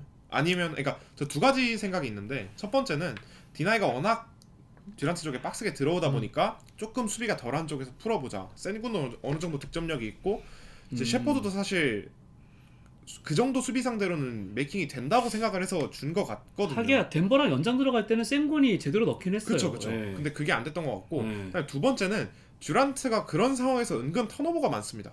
그러니까 공을 못 잡고 로스트볼 턴오버로 속공을 바로 주는 경우가 많습니다. 제가 기억하기에는 이번 시즌 올랜도전에 듀란트가 그렇게 턴오버해서 연장 간 적이 있거든요. 그래서 그런 거를 우려해서 패스를 넣어주기를 주저하다가 결국 다른 쪽에서 해결을 한 건가 싶기도 하거든요. 근데 어느 정도 듀란트를 사실 이 팀의 피니셔로 데려온 거면 연장전이나 어쨌든 마무리할 때 그럴 때 써줘야 되는데 네. 조금 아쉽긴 했습니다. 오늘도 사실 뉴올리언스한테 20점 이상으로 이기다가 이렇게 질 경기가 아닌데. 네. 그래서 저는 높은 확률로 둘 다 일리는 있는데 셰퍼드 같은 어린 가드라면 2번까지 생각할 여유가 없을 거예요. 아마 높은 확률로 저는 1번. 저는 1번이 되게 합리적인 추론이라고 봐요. 그러니까 셰퍼드는 경험이 없는 선수고 클러치 타임에 턴오버하는 게 되게 당연히 이제 그 심리적인 압박감 있고 과감하게 못 줄 거란 말이에요. 사실 제 기억에는 오클라호마 시티와의 개막전 때도 비슷한 상황이 있었어요. 듀란트가 안 줘서 막 짜증내고 막 이런 상황이 있었어요. 공 달라고 하는데 하프라인까지 이 압박당하면서 밀려서 달라고 하는데 못 줬어요. 듀란트가 막 짜증내고. 그러니까 너무 어린 선수다 보니까 클래시 때문에 볼을 배급할 때 듀란트는 몸이 말랐잖아요. 그러니까 상대의 압박에 대해서 이제 본인의 몸으로 커버하면서 공간을 만드는 게 상대적으로 약해서 그냥 긴 몸으로 이쪽으로 주면 그냥 받아낸단 말이에요. 근데 셰퍼드 입장에서 어린 선수 입장에서는 되게 그게 불안한 거죠. 불안할 거예요. 아마 주기가. 그러다 보니까 생무처럼 땅땅하고 그냥 몸으로 막 밀면서 자기 어떤 뭐랄까 슬린더 만드는 선수한테 자꾸 주게 되는 게 아닌가. 아마 셰퍼드가 듀란트가 그때 클러치 때 턴오버가 많으니까 주면 안 돼. 이렇게 판단할 짬도 아닐 것 같고 그 정도까지 아마 생각이 닿지는 못할 거예요. 심지어 벤치에서 그렇게 지시했을 리도 없고 아마 높은 확률로 이 선수의 경험 부족과 근데 작전 타임 이후에는 어떤 패턴 플레이를 만들어서 듀란트가 공을 잡게 했었어야 되는 게 아닌가라는 생각을 하는 거예요. 물론 이제 뉴올리언스가 오늘 수비를 그렇게 잘 했겠지만 그걸 대비했겠지만 그럼에도 불구하고 그걸 만들어내는 게 코칭 스태프의 몫이 아닌가라고 생각을 합니다. 좋습니다. 자, 그리고 이제 이 팀 얘기해야 됩니다. 오늘 저는 두 분이 어떤 얘기를 할까 너무 궁금한데요. 골든스테이트 워리어스 아이고 3연패입니다. 오늘 피닉스한테도 이제 1점 차로 패배를 하면서 결국 졌군요. 졌어요? 결국에는? 아까 그래서 3연패가 됐고 커리 복귀한 이후로 모든 경기를 가지고 있습니다. 3경기를 다 졌어요. 근데 이게 또 조금 좀 뼈아픈 것 중에 하나가 앞에 2번 진 거는 실점이 엄청나게 많았습니다. 127점 실점, 136점을 실점했고요. 근데 오늘은 이제 수비가 좀 달라진 모습을 보이고 버틀러도 그간의 어떤 좀 너 돈 그렇게 많이 받아가면서 슛 좀 안 던질래? 그런 모습에서 벗어나서 31득점이나 했음에도 불구하고 물론 피닉스가 까다로운 상대긴 하죠. 패배했습니다. 이 얘기 한번 해볼게요. 일단 저는 지금 메타에 정말 안 맞는 그러니까 이 팀이 가지는 기대치 대비 로스터 구성이 가장 잘못된 팀이 리그에서 골든스테이트 워리어스라고 생각하거든요. 일단 이 팀은 높이가 너무 낮은데 사실 스몰 라인업을 돌리려면은 이 선수들의 개개인이 퍼리미터 슈팅이 엄청 좋거나 운동 능력이 엄청 좋아서 이 피지컬의 약점을 커버할 수 있어야 돼요. 그래야 저는 스몰 라인업에 가치가 있다고 생각하는데 골스는 그 둘 다에 해당하지 않습니다. 제가 그 포틀랜드전에서 봤을 때 가장 놀랐던 라인업이 귀산토스 5번에 버틀러 4번, 힐드 3번 이렇게 라인업을 꾸리는 걸 보고 와 진짜 이게 현대농구에 맞는 라인업인가 싶었거든요. 그래서 이날 아브디아랑 그랜트를 전혀 제어하지 못했어요. 그랜트가 야투 22개 던져서 12개 넣고 아브디아는 대놓고 그 잡빙이라고 하죠. 그렇게 자유투를 얻어내서 자유투 13개 중에 12개 넣습니다. 그러니까 아무리 골스가 모션 오펜스 돌려서 커리 살려줘서 커리가 48득점을 해도 결국 리그 그러니까 서부 중하위권인 포틀랜드한테 잡혔다는 거잖아요. 그리고 이건 확실히 문제가 있다고 보고 포틀랜드한테 결국 다 졌잖아요. 이번 시즌에. 그렇죠. 그러니까 결국 이 문제점이 저는 극복이 안 되고 있다고 생각을 합니다. 그리고 지금 저희가 최근에도 계속 말씀을 드렸지만 리바운드와 그런 것들을 통한 포지션 싸움 여기서 저는 골스가 결국 우위를 가져가지 못한다고 생각을 하거든요. 제가 가장 인상 깊었던 스탯이 안 좋은 쪽으로 인상 깊었던 건데 수비 리바운드 사수율이 65.3%로 리그 꼴찌입니다. 그리고 턴오버 비율은 워낙 이 팀의 오펜스 세팅이 어렵다 보니까 15.2%로 리그 20입니다. 그러니까 이렇게 쉬운 포지션을 계속 헌납하다 보니까 골스가 이쁘게 만들어서 커리가 멋있는 3점 넣고 48득점 하고 그렇게 해도 상대는 결국 리바운드 채가서 풋백 넣고 그리고 그냥 자유투 삥 뜯고 이렇게 하다 보면은 결국 힘이 빠져서 지게 되는 거죠.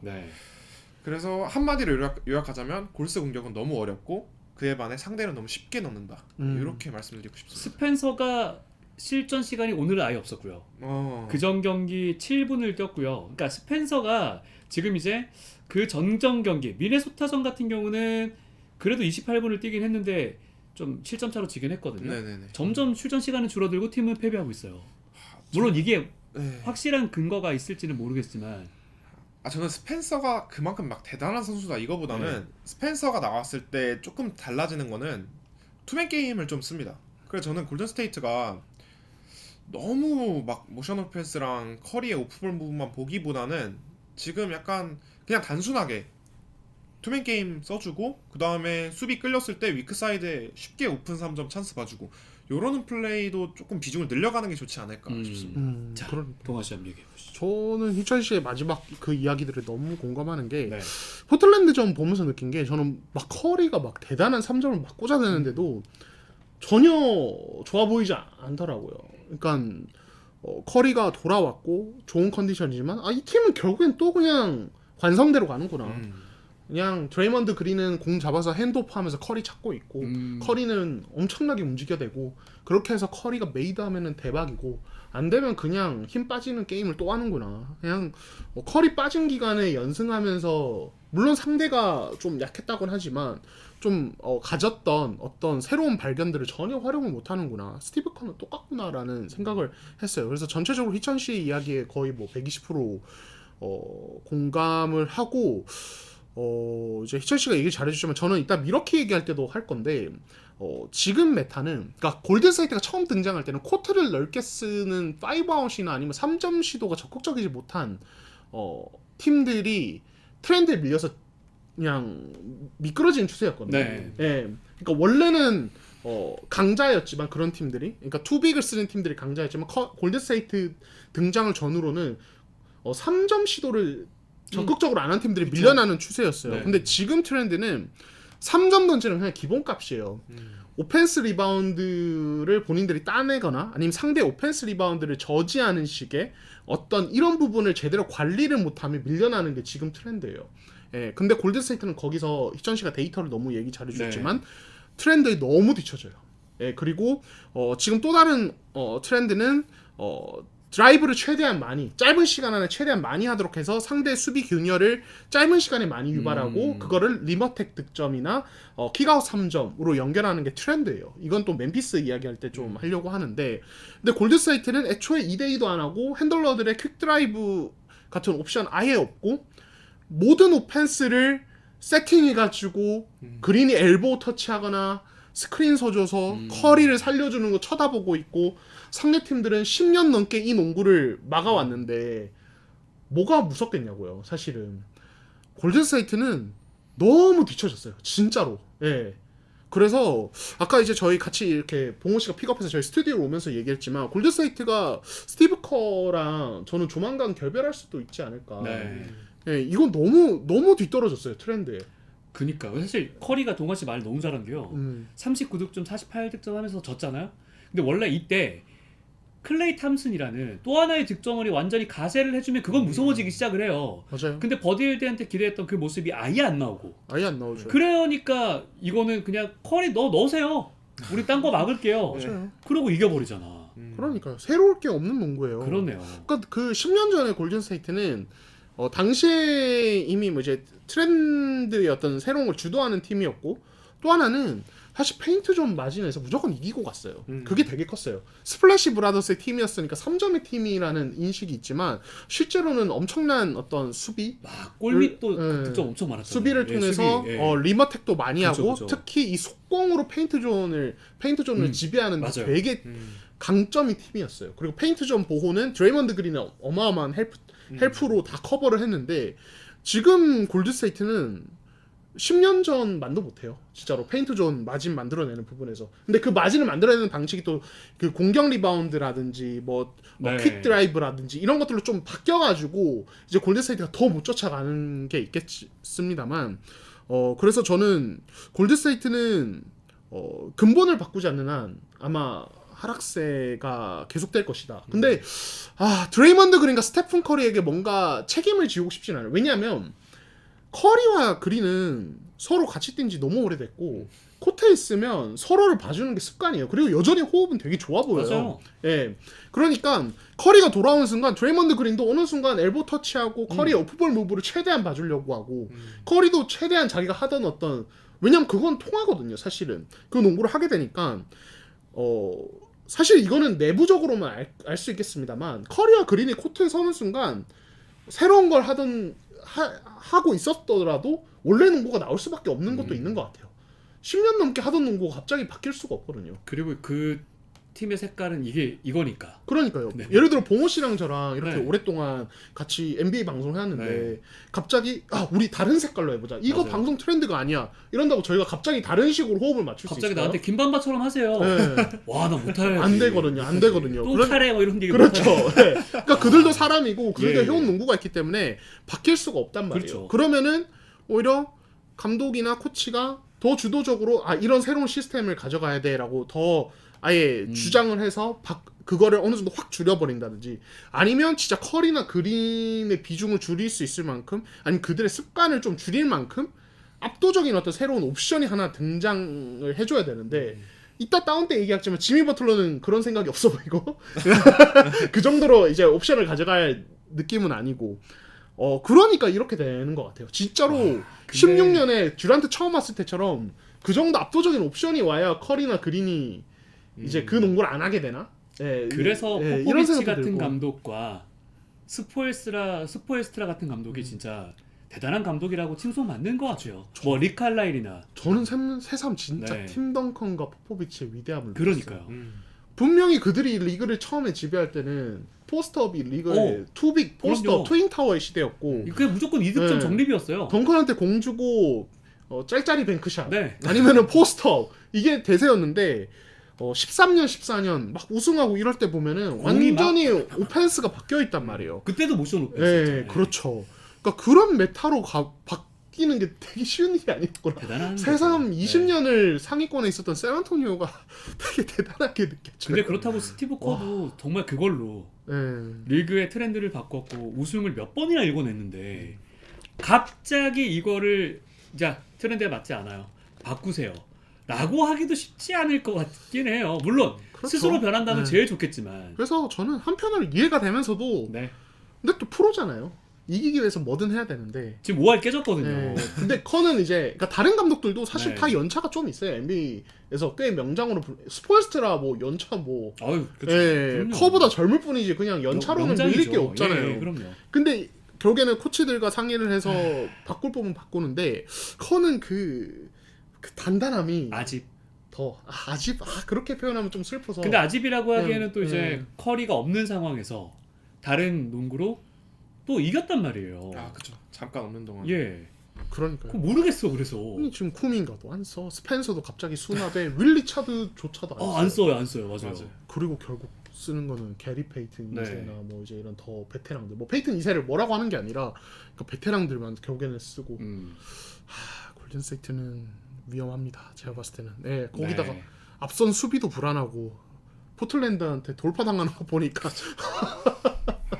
지금 덴버가 야금야금 치고 올라와서 벌써 10위까지 왔거든요.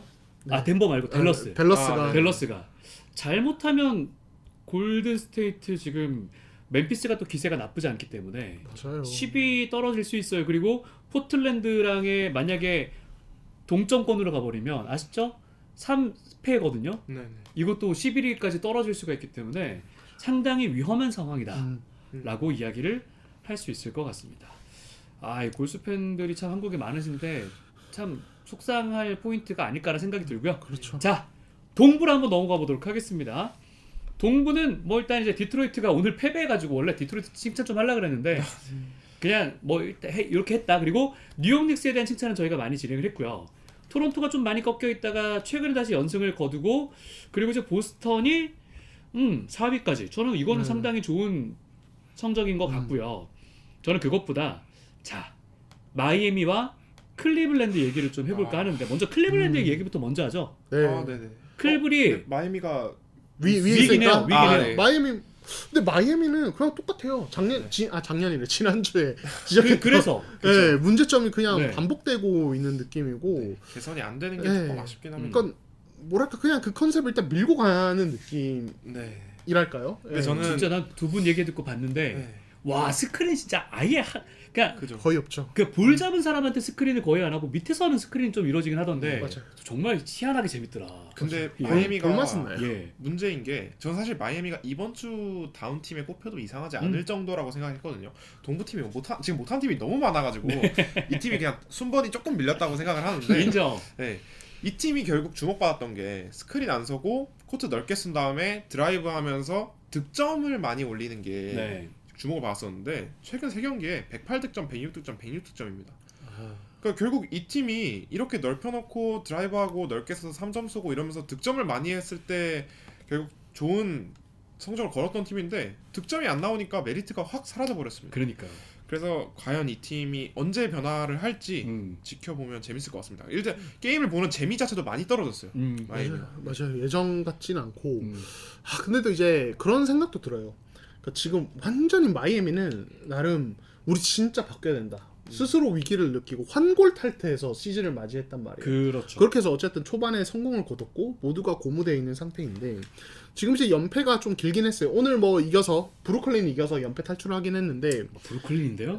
의미 있습니까? 근데 이 시점에 그렇다고 지금 이제 뭐 탱킹권에 있는 것도 아닌데 갑자기 플랜을 싹 다 바꿀 수는 없잖아요. 결국에는 큰 틀은 유지하고 미세한 조정이나 좀 이제 약간의 부분적인 조정들이 이루어져야 되는데 그 포인트를 마이애미가 어디서 잡느냐가 저는 좀 중요할 것 같아요.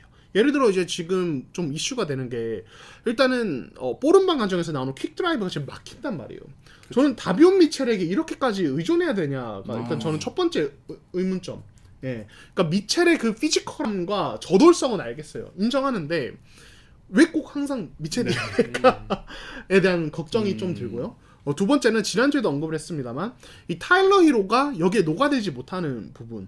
예, 그러니까 히로의 스타일과 마이애미의 새로운 농구는 이 뭐랄까 성향이 약간 어느 정도 대치되는 부분이 있어서 과연 히로에게 지금 초반에 좋았다고 해서 이걸 히로에게도 그냥 똑같이 적용만 할 것인가 아니면 히로에게는 어떤 새로운 가능성을 좀 열어주면서 너는 요렇게도 한번 해봐 그래야 될 것 같은데. 할 것인가 네. 이런 이제 선수 개개인의 롤에 대한 조정도 좀 있어야 될 것 네. 같고 그리고 희천 씨가 얘기를 했습니다만 캘렐웨어 사용법에 대한 어떤 고민들 오늘 잘하긴 했거든요. 근데 계속 얘기했지만 브루클린 상대로 잘하는 거는 이거는 의미 부여를 많이 그럼요. 하긴 힘듭니다. 네, 그래서 그런 부분들, 그러니까 큰 틀은 아마 비슷하게 갈 거예요. 결국에는 그 안에서 뭔가의 변화가 필요합니다. 그러지 않으면은 이 흔들리는 흐름을 계속 되겠죠. 왜냐하면 네. 상대 팀들이 이제는 알고 준비를 해오는 시간대가 됐기 때문에. 그렇죠. 네. 마이애미 얘기야 지난주에도 많이 했기 때문에 네. 바로 클블로 한번 넘어가 보도록 하겠습니다. 클블은 좀 충격적이었던 게요.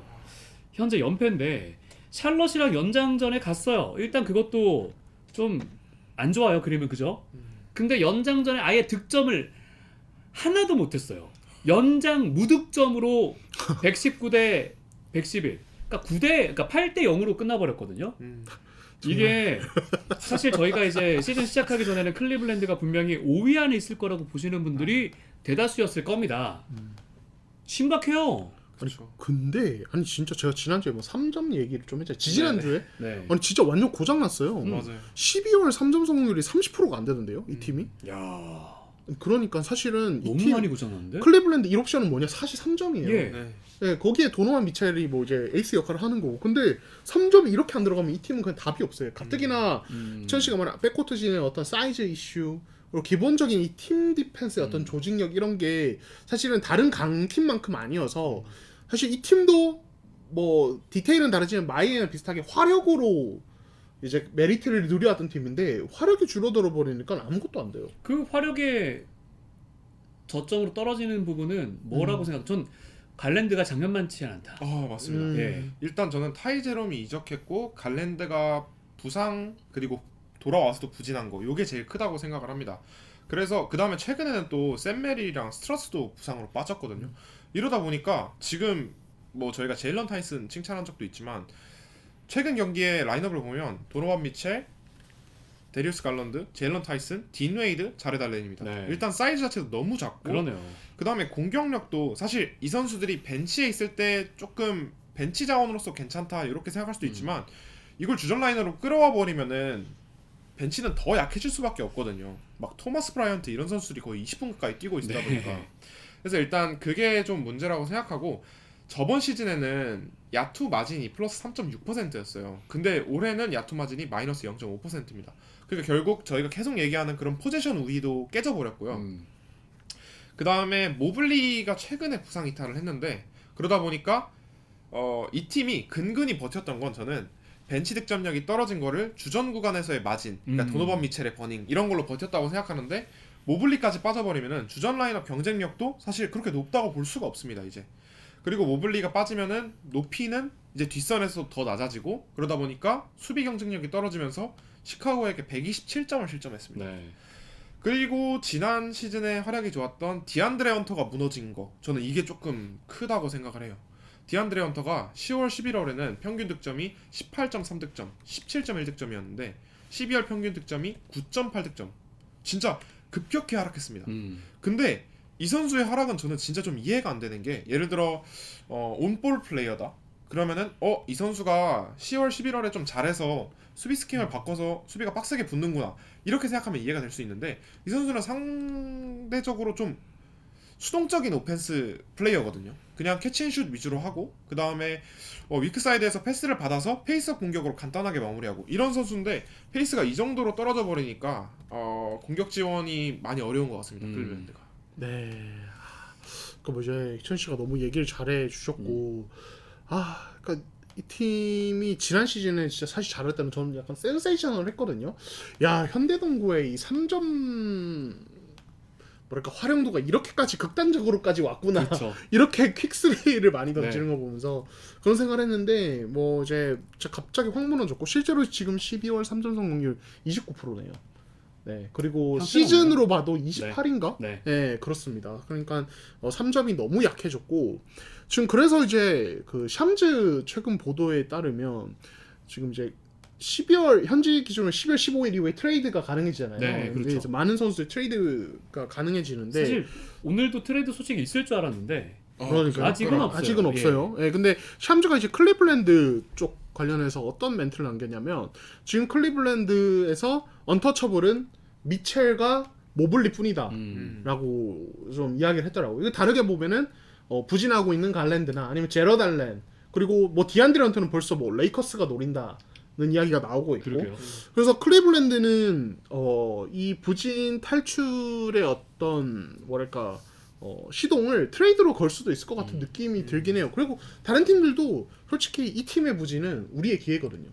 다른 의미로 트레이드 시장에서 뭔가 맞아요. 매력적으로 또 어떤 상대가 될 수 있기 때문에 그래서 저는 클리블랜드가 또 전혀 시즌 전 예상과 다르게 트레이드 시장에 또 태풍의 눈이 될 수도 있겠다는 생각도 들어요. 야, 희천 씨의 예상대로 클리블랜드는 해체해야 됩니다. 저는 해체해야 됩니다. 예, 그 말이 그냥 그대로 맞아떨어질 것 같아요. 그리고 저는 하나 더 말씀드리자면 네. 저는 모블리에 대한 기대치가 좀 많이 낮아졌습니다. 모블리의 공격 실링이 생각보다 더 낮을 것 같아요. 경기를 보면은 모블리가 사이즈가 되게 좋잖아요. 근데 공격에서 되게 소극적입니다. 예를 들어 수비 앞에 자기보다 작은 선수가 있어도 림을 바라보는 게 아니고 핸드오프를 먼저 보던지 아니면 3점 라인 밖으로 그냥 자기가 드리블 쳐서 나가버립니다. 그러다가 그냥 탑에서 3점 땡겨버리고. 근데 이 선수가 사실 샤프슈터가 아니거든요. 그렇죠. 저는 뭐 예를 들어 타운스가 그랬다? 그럼 이해가 됩니다. 3점은 워낙 좋은 선수니까 성공률과 별개로.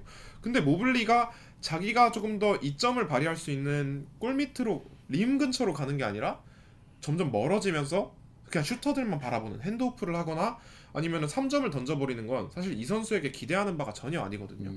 그래서 저는 사실 모블리도 기대보다 많이 못 큰 것 같습니다. 그러니까 수비에서는 저는 수비는 좋죠. 최고죠. 좋아요. 좋은 네. 선수예요. 근데 동환 씨랑 제가 느바라디오를 몇 년째 지금 진행을 하고 있지만 모블리는 계속 우리 매년 성장할 겁니다. 공격에서 더 좋아질 거예요. 그리고 정말 툴이 많은 선수예요라고 했는데 진짜 희천 씨 말대로 여기가 성장의 딱 마무리 지점이 아닌가. 이거 만약에 뚫으려면은 다른 팀 가거나 더 다른 감독을 만나서 공격을 아예 몰빵을 받거나 그렇게 가야 될 것 같아요. 그렇죠. 그 천장 한번 뚫는 네, 게 네. 어려운 것 같고 에반 모블리는 사실은 소포머 시즌부터 이 선수가 오펜스에서 뭔가 생각보다 그 포텐셜을 좀 뭐랄까 터트리지 못한다는 이야기가 좀 있긴 계속 했거든요. 그랬잖아요. 뭔가 계속. 한계점이 보인다는 네, 이야기는 네. 있었지만 그래도 기대는 항상 안고 있었는데 이천 씨 이야기를 들어보니까 좀 더 심각하다 네. 이렇게 저희가 얘기를 할 수 있는 것 같고 근데 이제 저는 새삼 그 얘기까지 좀 하게 되는 거죠. 그러니까 지금 이제 NBA가 어떤 빅맨들의 어떤 툴이 되게 다채로워지고 스킬도 다양해지면서 뭐 홈그램, 모블리, 웬바냐마는 거의 뭐 그 유니콘의 어떤 뭐랄까 극단적인 그렇죠. 예시가 될 수 있을 정도로 네. 그런 선수들이 나오는데 신장에 걸맞지 않은 볼 핸들링과 스킬셋을 가진 선수들이 나오는데 근데 결국에는 이 사이즈의 이점, 농구에서 사이즈의 이점은 림 어택 혹은 림 근처를 지배하는 데서 나오거든요. 근데 이제 결국에는 이 선수들이 툴이 너무 다양하다 보니 자꾸 밖에서 겉도는 현상이 나오는 거죠. 그래서 그 세 명 중에 재밌게도 지금 인사이드에서 되게 터프하게 늘 게임을 하는 선수는 저는 약간 홈그랜 뿐인 것 같아요. 홈그랜이 오히려 한다니까. 제일 말라가지고 제일 네. 터프한 거. 근데 진짜 안쓰러울 정도로 막 안으를 비비면서 넘어지기도 하고 근데 그렇게 해줘야 되거든요. 맞아요. 그래서 저는 홈그랜이 오히려 지금은 약간 되게 잘하고 있는 것 같고 모블리나 웬비는 뭔가 약간 딜레마에 빠진 듯한 그런 느낌. 들어요. 그러니까 네. 이게 적절한 예인지 모르겠는데요. 저 카렌 서니 타운스가 아쉬운 부분이 그런 포인트거든요. 그렇죠. 네. 타운스가 여러 슈터치 가지 좋은 거 알겠어. 음. 근데 좀만 들어가줘. 좀 터프하게 조금만 해줘봐. 물론 터프한 모습 보여줄 때도 있긴 해요. 근데 이제 7푸시잖아요. 네. 그렇죠. 아쉬운 거죠. 네. 네. 결국에는 빅맨의 그 뭐랄까 메리트를 그대로 품은 채 뭔가 스텝업이 네, 돼야. 네. 이건 사실 엔비드도 비슷한 얘기예요. 결국에는 큰 틀에서는 엔비드도 빅맨의 그 페인트존 그거를 잃어버리니까 그렇죠. 아무리 스킬이 뛰어나고 똑똑한 선수여도 한계점을 맞이하잖아요. 그러니까 그런 것들을 생각하게 되네요. 이 어떤 트렌드가 계속 바뀌는 과정에서 결국 죄송한 얘기지만 농구는 뭐 신장으로 한다, 뭐 심장으로 한다 이런 얘기 있는데 키로 하는 겁니다. 키가 일단 배경이 돼야 되고요. 그게 없으면은 그게 없으면이 아니라 그게 있으면 상당히 쉬운 농구를 할 수 있어지니까. 네. 그리고 키가 있는데도 그 키의 이점을 못 살리면 생각보다 별로일 수 있다. 그렇죠. 그게 핵심인 것 같아요. 좋습니다. 네. 자, 혹시 두 분 동부에서 더 하고 싶은 팀이 있으면 네. 저는 간단하게 네. 애틀랜타. 애틀랜타. 하락세가 좀 계속되고 있어요. 이 팀도. 그렇죠. 그러니까 마이애미나 클리브랜드처럼 심각한 수준까지 확 막 꺾이는 것까지는 아닌데 이 팀도 어느새 플레인 토너먼트권이고 최근 10경기 5할이 안 되거든요. 네. 물론 그 연패 한 번이 조금 치명적이긴 했는데 일단은 제일 좀 눈에 띄는 게 역시 이 팀도 포지션 싸움에서 밀려가는 게 큰 것 같아요. 12월 기준 턴오버 리그에서 6번째로 많고 공격 리바운드 허용 리그에서 6번째로 많고 세컨 찬스 실점 리그에서 2번째로 많습니다. 턴오버 이슈는 이제 제일런 존슨 얘기할 때도 희찬 씨가 좀 다뤄주긴 했는데 좀 약간 황당한 턴오버나 무지하는 약간 이런 것들도 나오고 턴오버 그냥 약간 습관이 된 것 같은 느낌들이 있어요. 제일런 존슨이 이제 계속 지금 연속 트리플 더블 기록도 쓰고 막 하는데 오늘 진짜 잘했거든. 네, 근데 그러니까 스탯 라인이 너무 이쁜데 막상 이제 오펜스에서 이 선수가 세트 오펜스에서도 1옵션 확실한 1옵션 이 기록만큼의 뭔가 그 강함과 존재감을 보여주는 선수인가? 저는 그 정도까지는 아닌 것 같아요. 세트 오펜스에서 팀 오펜스 이끌기에는 뭔가 턴오버도 좀 있고 그리고 불안정성이 늘 좀 존재를 하는 옵션인 것 같아요. 그래서 애틀랜타도 저희가 한 번은 다뤄야 될 것 같은데 일단은 좀 12월 페이스는 확실히 안 좋다. 그렇죠. 특히 뭐 속공 허용도 너무 많고 지금 세컨 찬스도 너무 많이 주기 때문에 이 팀은 저희가 또 한번 기회 되면 한번 다뤄보도록 하겠습니다. 오늘 트레이 형이 복귀를 했고 20분을 뛰었거든요. 8득점에 10어시 3턴오버. 그리고 졌죠. 네. 샬럿에. 3점 슛 0.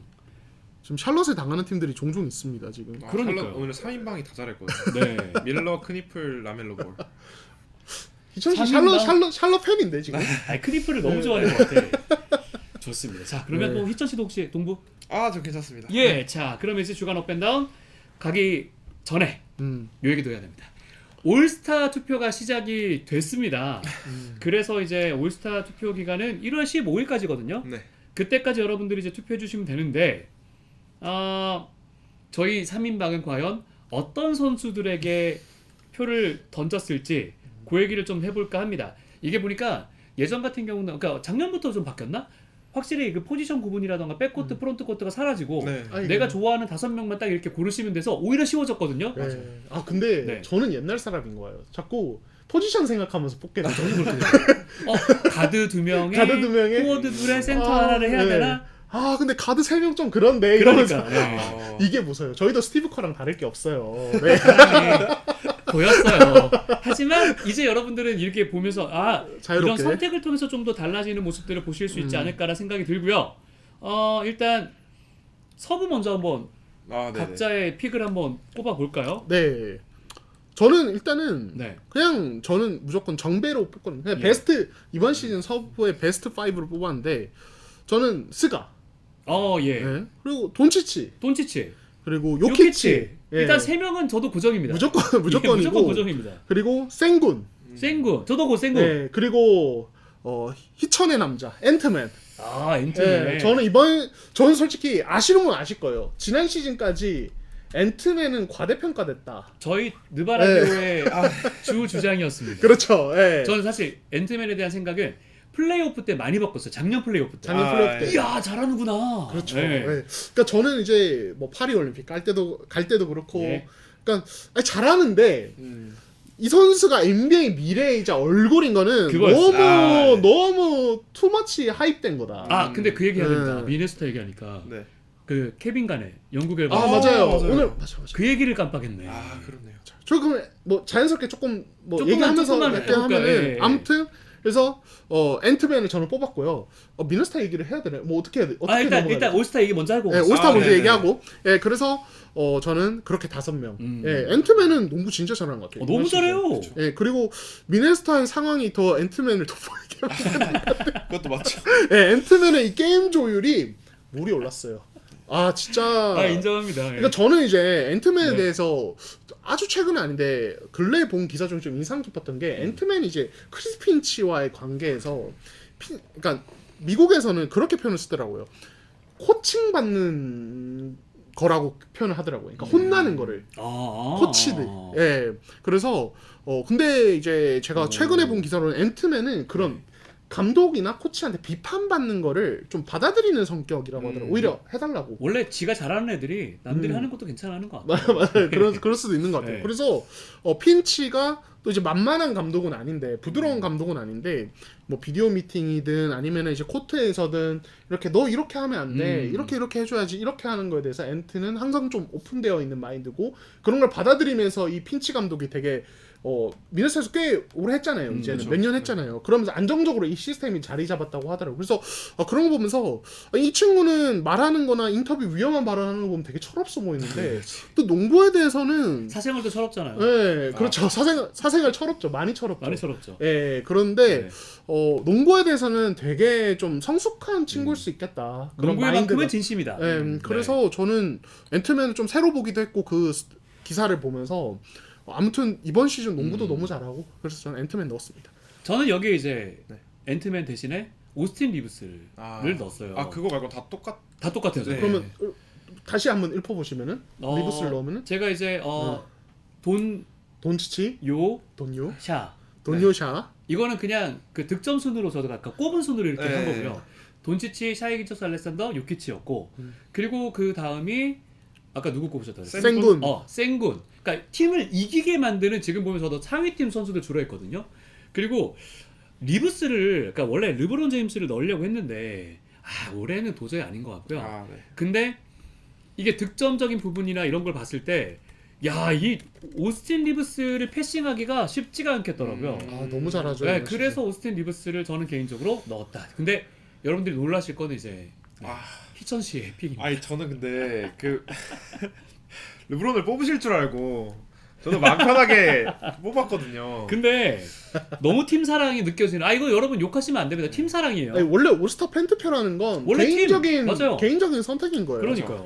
그리고 제 항상 생각은 제가 미네소타를 뽑긴 했지만 그것뿐만 아니라 저는 제가 안 뽑아도 될 것 같은 선수들은 사실 잘 안 뽑긴 합니다. 예. 좀 애매한 선수들을 많이 뽑는데 그래서 보면 진짜 놀라실 거예요. 다들 그거 감안해 주세요. 예, 그냥 감안하세요. 그런 픽이다. 리그 최고의 2번 네. 엔트.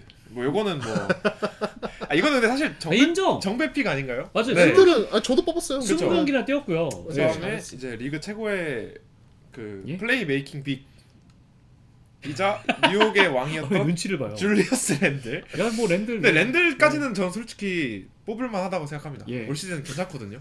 그러세요. 이제 리그 최고의 공수 겸장이 될 수 있는 3점 성공률 41.8%에 빈다는 혓바닥이 길다. 제이든 맥다니엘스. 예. 그리고 이제 미네소타의 심장 나즈리드 이렇게 해서 그렇게 4명을 뽑았고. 근데 이 다음 픽도 재밌습니다. 그리고 제가 이게 그냥 미네소타 5명을 채울까 하다가 도저히 이 늙은 고베어나 제가 별로 안 좋아하는 디빈첸조는 못 뽑겠는 거예요. 예. 그래서 한 명은 제가 또 그냥 이건 제 스타일 농구 스타일상 좋아하는 이제 아멘 탐슨을 뽑았습니다. 그래서 저는 이 중에 뭐 엔트는 당연히 될 거고 제 희망은 이제 랜들이나 아멘 탐슨 둘 중에 한 명만 됐으면 좋겠다. 저는 둘 다 안 될 것 같은데. 한 명 되지 않을까? 랜들은 아멘 탐슨 안 될 것 같은데. 랜들은 들어가지 않나요? 랜들은 들어갈 것 같아. 리저브로 들어갈 수 있지 리저브로. 않을까요? 리저브로? 감독 투표니까 네. 리저브로. 될까? 네, 될 것 같은데요. 랜들 잘해요. 랜들은 잘해서 되지 네. 않을까요? 팀 성적이 예. 팀도 나쁘지 않아. 근데 그건 알 것 같아요. 예. 왜 야구 시즌에 항상 롯데가 올스타 롯데, 투표에서 삼성, 다 먹냐? 하나. 성적은 안 나오는데. 저는 이제 알겠어요. 네, 저는 롯데 팬들 이해합니다. 네네. 롯데 비하 아니에요. 그냥 네. 약간 이제. 그래 미네소타 팬들이 얼마나 활약을 보내주실지 너무 재밌어지고요. 자, 그러면 이 얘기 나온 김에 희천 씨의 동부 올스타. 먼저- 여기 또 그럭저럭한데 하는 카드도 있긴 한데 한번 여기도 들어볼게요. 저도 그냥 그 염원이 들어간 픽이 있고 네. 일단 저도 뭐 야니스 안 뽑았고요. 커닝햄, 맥시 안 뽑았습니다. 얘네들은 제가 안 뽑아도 될 것 같아서 일단 첫 번째 제가 좋아하는 4번 제일런 존슨 네. 뽑았고요. 그 다음에 보스턴을 이끌고 가는 제일런 브라운. 정말 기대 이상의 성적이죠. 네. 그리고 이제 덴버에서 나와서 대활약을 하고 있는 마이클 포터 주니어. 팀은 못 이기지만 그쵸. 스탯은 근데 너무 좋아요. 저는 그냥 이 그림이 되게 웃길 것 같거든요. 네. 마이클 포터 주니어가 올스타전에 나온다? 그리고 나와서 막 진짜 그 마이클 포터 주니어만의 셀렉션을 보여주는 저는 그 그림을 원하거든요. 걔는 진짜 남들 몰래 사실 이런 얘기하면 그렇지만 하위권 팀들 에이스들이 나오는 경우에는 좀 쫄아가지고 네. 경기 잘 못하는데 얘는 엄청 잘할 것 같아요. 얘는 그냥 진짜 막 던지고. 그리고 얘는 원래 셀렉션이 올스타전 같잖아요. 그렇죠. 맞아, 그냥 맞아. 나는 하던 대로 해야지 해도 될 것 같고. 네. 두 번째는 이제 전 늑대 군단의 이제 심장 칼 앤서니 타운스. 사실 저는 듀렌이랑 좀 고민을 했는데 타운스에게 그래도 좀 정이 가더라고요. 예. 그 다음에 마지막 한 명은 제 홍대픽 이제 샬럿의 미래 콘크니프를 뽑아봤습니다. 좋습니다. 네. 네. 요렇게 5명. 아마 희천 씨의 픽은 여러분들이 과연 몇 명이나 올스타에 뽑힐지 네. 요거 보는 재미로 가시면 좋을 것 같고 동원 씨. 네, 네. 좋습니다. 저는 이제 뭐 희천 씨랑 결이 다르. 저는 그냥 될 것 같은 애들 뽑는데. 저도 잘하는데. 뽑는데, 네, 저는 이제 커닝햄 뭐 무조건 들어가야 되고. 저도 커닝햄. 예, 그리고 현 뉴욕의 왕, 현 뉴욕의 심장 브런슨. 저도 브런슨. 그리고 저는 뭐 지금 시점에서는 동부 최고 가드 제일런 브라운. 저도 제일런 브라운. 예, 동부 최고 슈팅 가드 제일런 브라운. 그리고 아까 좀 뭐 불안하다고 얘기는 했지만 그 외에는 깔 게 없는 제일런 존스. 저랑 똑같습니다. 네, 너무 잘하고. 네. 그리고 디트로이트의 새로운 어떤 심장 네. 제일런 듀렌. 듀렌. 듀렌. 그러니까 센터 자리를 놓고 좀 고민했는데 결국 늙은 사람처럼 갔네요. 그러니까. 근데 그러니까 야니스가 건강했으면 야니스가 무조건 한 자리 먹고 가는 건데. 사실 저도 건강. 예, 근데 야니스가 너무 많이 빠져서 네. 제외를 제외를 했고 막 그렇게 고민하다가 타운스는 이번 시즌 좀 저는 약한 것 같고 예, 비중도 저는 사실 이 옵션도 미칼 브리치스라고 생각해요. 이번 시즌 뉴욕은. 그래서 듀렌의 스텝업에 대한 어떤 나름의 찬양도 있고 저의 또 판타지 네. 어떤 귀염둥이거든요. 그래서 저희 셋 다 섞어가지고. 웬바냐마랑 아데토쿤보를 하지 않았고 르브론 커리도 다 빠져 있다는 거. 진짜 시대의 변화가 그죠? 근데 느껴집니다. 진짜로 저는 진심으로 르브론 커리는 진짜 그냥 안 될 거 아닌 것 같아서 이번 시즌은 안 뺐어요. 네. 듀란트는 혹시 들어올 수도 있어요. 듀란트를 고민했는데 저도 고민하긴 했거든요. 너무 고민했는데 네. 근데 이번 시즌은 앤트맨이 더 잘하는 것 같아요. 저도 그래서 뺐어요. 그러니까 저는 동아 씨랑 다 동일하고요. 제일 듀란 대신에 저는 개인적으로 이제 타이리스 맥시. 맥시. 초반에 너무 좋았고요. 저도 그리고 사실 생각은 했어요. 필라델피아의 심장은 맥시죠. 이제는 이제는 맥시죠. 네. 확 넘어왔죠. 그래서 미드도 이제 인정하지 않을까요? 그럼요. 네. 인정해야 돼. 맞습니다. 아직은 뭐 그런 모습이긴 하지만 자 올스타전까지 한번 이야기 나눠봤고요. 다음은 주간 업앤다운으로 가보도록 하겠습니다. 자 주간 업 팀은 바로 멤피스 그리즐리스입니다. 이게 꿀대진이긴 한데 여태 언급을 안 했고 최근 7승 3패이기 때문에 꼽았다. 그렇죠. 사실 제가 제안 드린 거였었는데 맞습니다. 근데 할만했어요. 네. 할만했어요. 진짜로. 사실 이렇게 헬 서브에서 이 팀이 언제 또 7승 3패를 해보겠어요. 그렇죠. 그리고 제가 좀 물론 미네소타 전을 봐서 그런 거긴 한데 이날 모란트, 이디, 저희가 칭찬했던 캠 스펜서, 스카티 피펜 주니어, 타이 제롬, 제본 스몰, 존 콘차르 1군 로스에 7명이 빠졌는데 미네소타를 잡아냈단 말이에요. 그래서 5할 이상 팀과의 맞대결 11연패를 좀 이렇게 어려운 상황에서도 끊어낸 게 되게 인상적이었어요. 네. 근데 멤피스가 이렇게 7명이 빠졌는데도 팀이 잘 굴러간다는 게 물론 S급은 없지만 뎁스가 상당히 괜찮습니다. 주전 빅맨이 빠지면 랜데일이 있고 랜데일 미네소타전에 20씩 했거든요. 윙이 빠지면 빈스 윌리엄스 주니어가 있고 이번에는 KCP가 저번 시즌보다 좀 쏠쏠하게 해주고 있습니다. 그 다음에 저는 이 팀이 드래프트를 잘한 것 같은 게 제일런 헬스랑 루키 세드릭 카워드 이 두 명의 활약이 되게 괜찮습니다. 진짜 좋아요. 네. 그리고 저번 경기를 보면서도 제가 느낀 거는 옛날부터 이어진 이 모업맴, 이 모란트 없는 멤피스의 팀 컬러인데 이 수비 구멍이 한 명 빠지면 스위치 수비를 자유자재로 쓸 수 있어서 어떻게 보면 좀 오히려 좋은 것 같기도 하고 그러게. 특히 이번 시즌은 모란트가 공격에서 좀 막 던지는 게 많아서 진짜로 모란트 없을 때 경기력이 더 좋은 것 같습니다. 그 다음에 올 시즌 모란트뿐만 아니라 아쉬웠던 이 팀의 2옵션 자렌 잭슨 주니어가 최근 두 경기의 활약이 좋습니다. 맞아요. 최근에 살아나고 폭발했죠, 있더라고요. 완전. 네. 올 시즌은 17.4득점밖에 안 되고 효율도 되게 안 좋았어요. 근데 최근에 클리퍼스전에 31득점 4리바운드 4어시스트 5블락, 그 다음에 미네소타전에는 28득점 12리바운드 3어시스트 3블락, 그리고 이 3블락이 되게 좀 흐름이 넘어갈 뻔한 결정적인 상황에서 많이 나왔습니다. 그래서 랜드를 맞대결해서 저는 완전히 이겼다고 생각을 했고 사커터의 수비력도 좋았고 클러치 풀업 점퍼도 마무리를 했고 그래서 상당히 인상적이었습니다.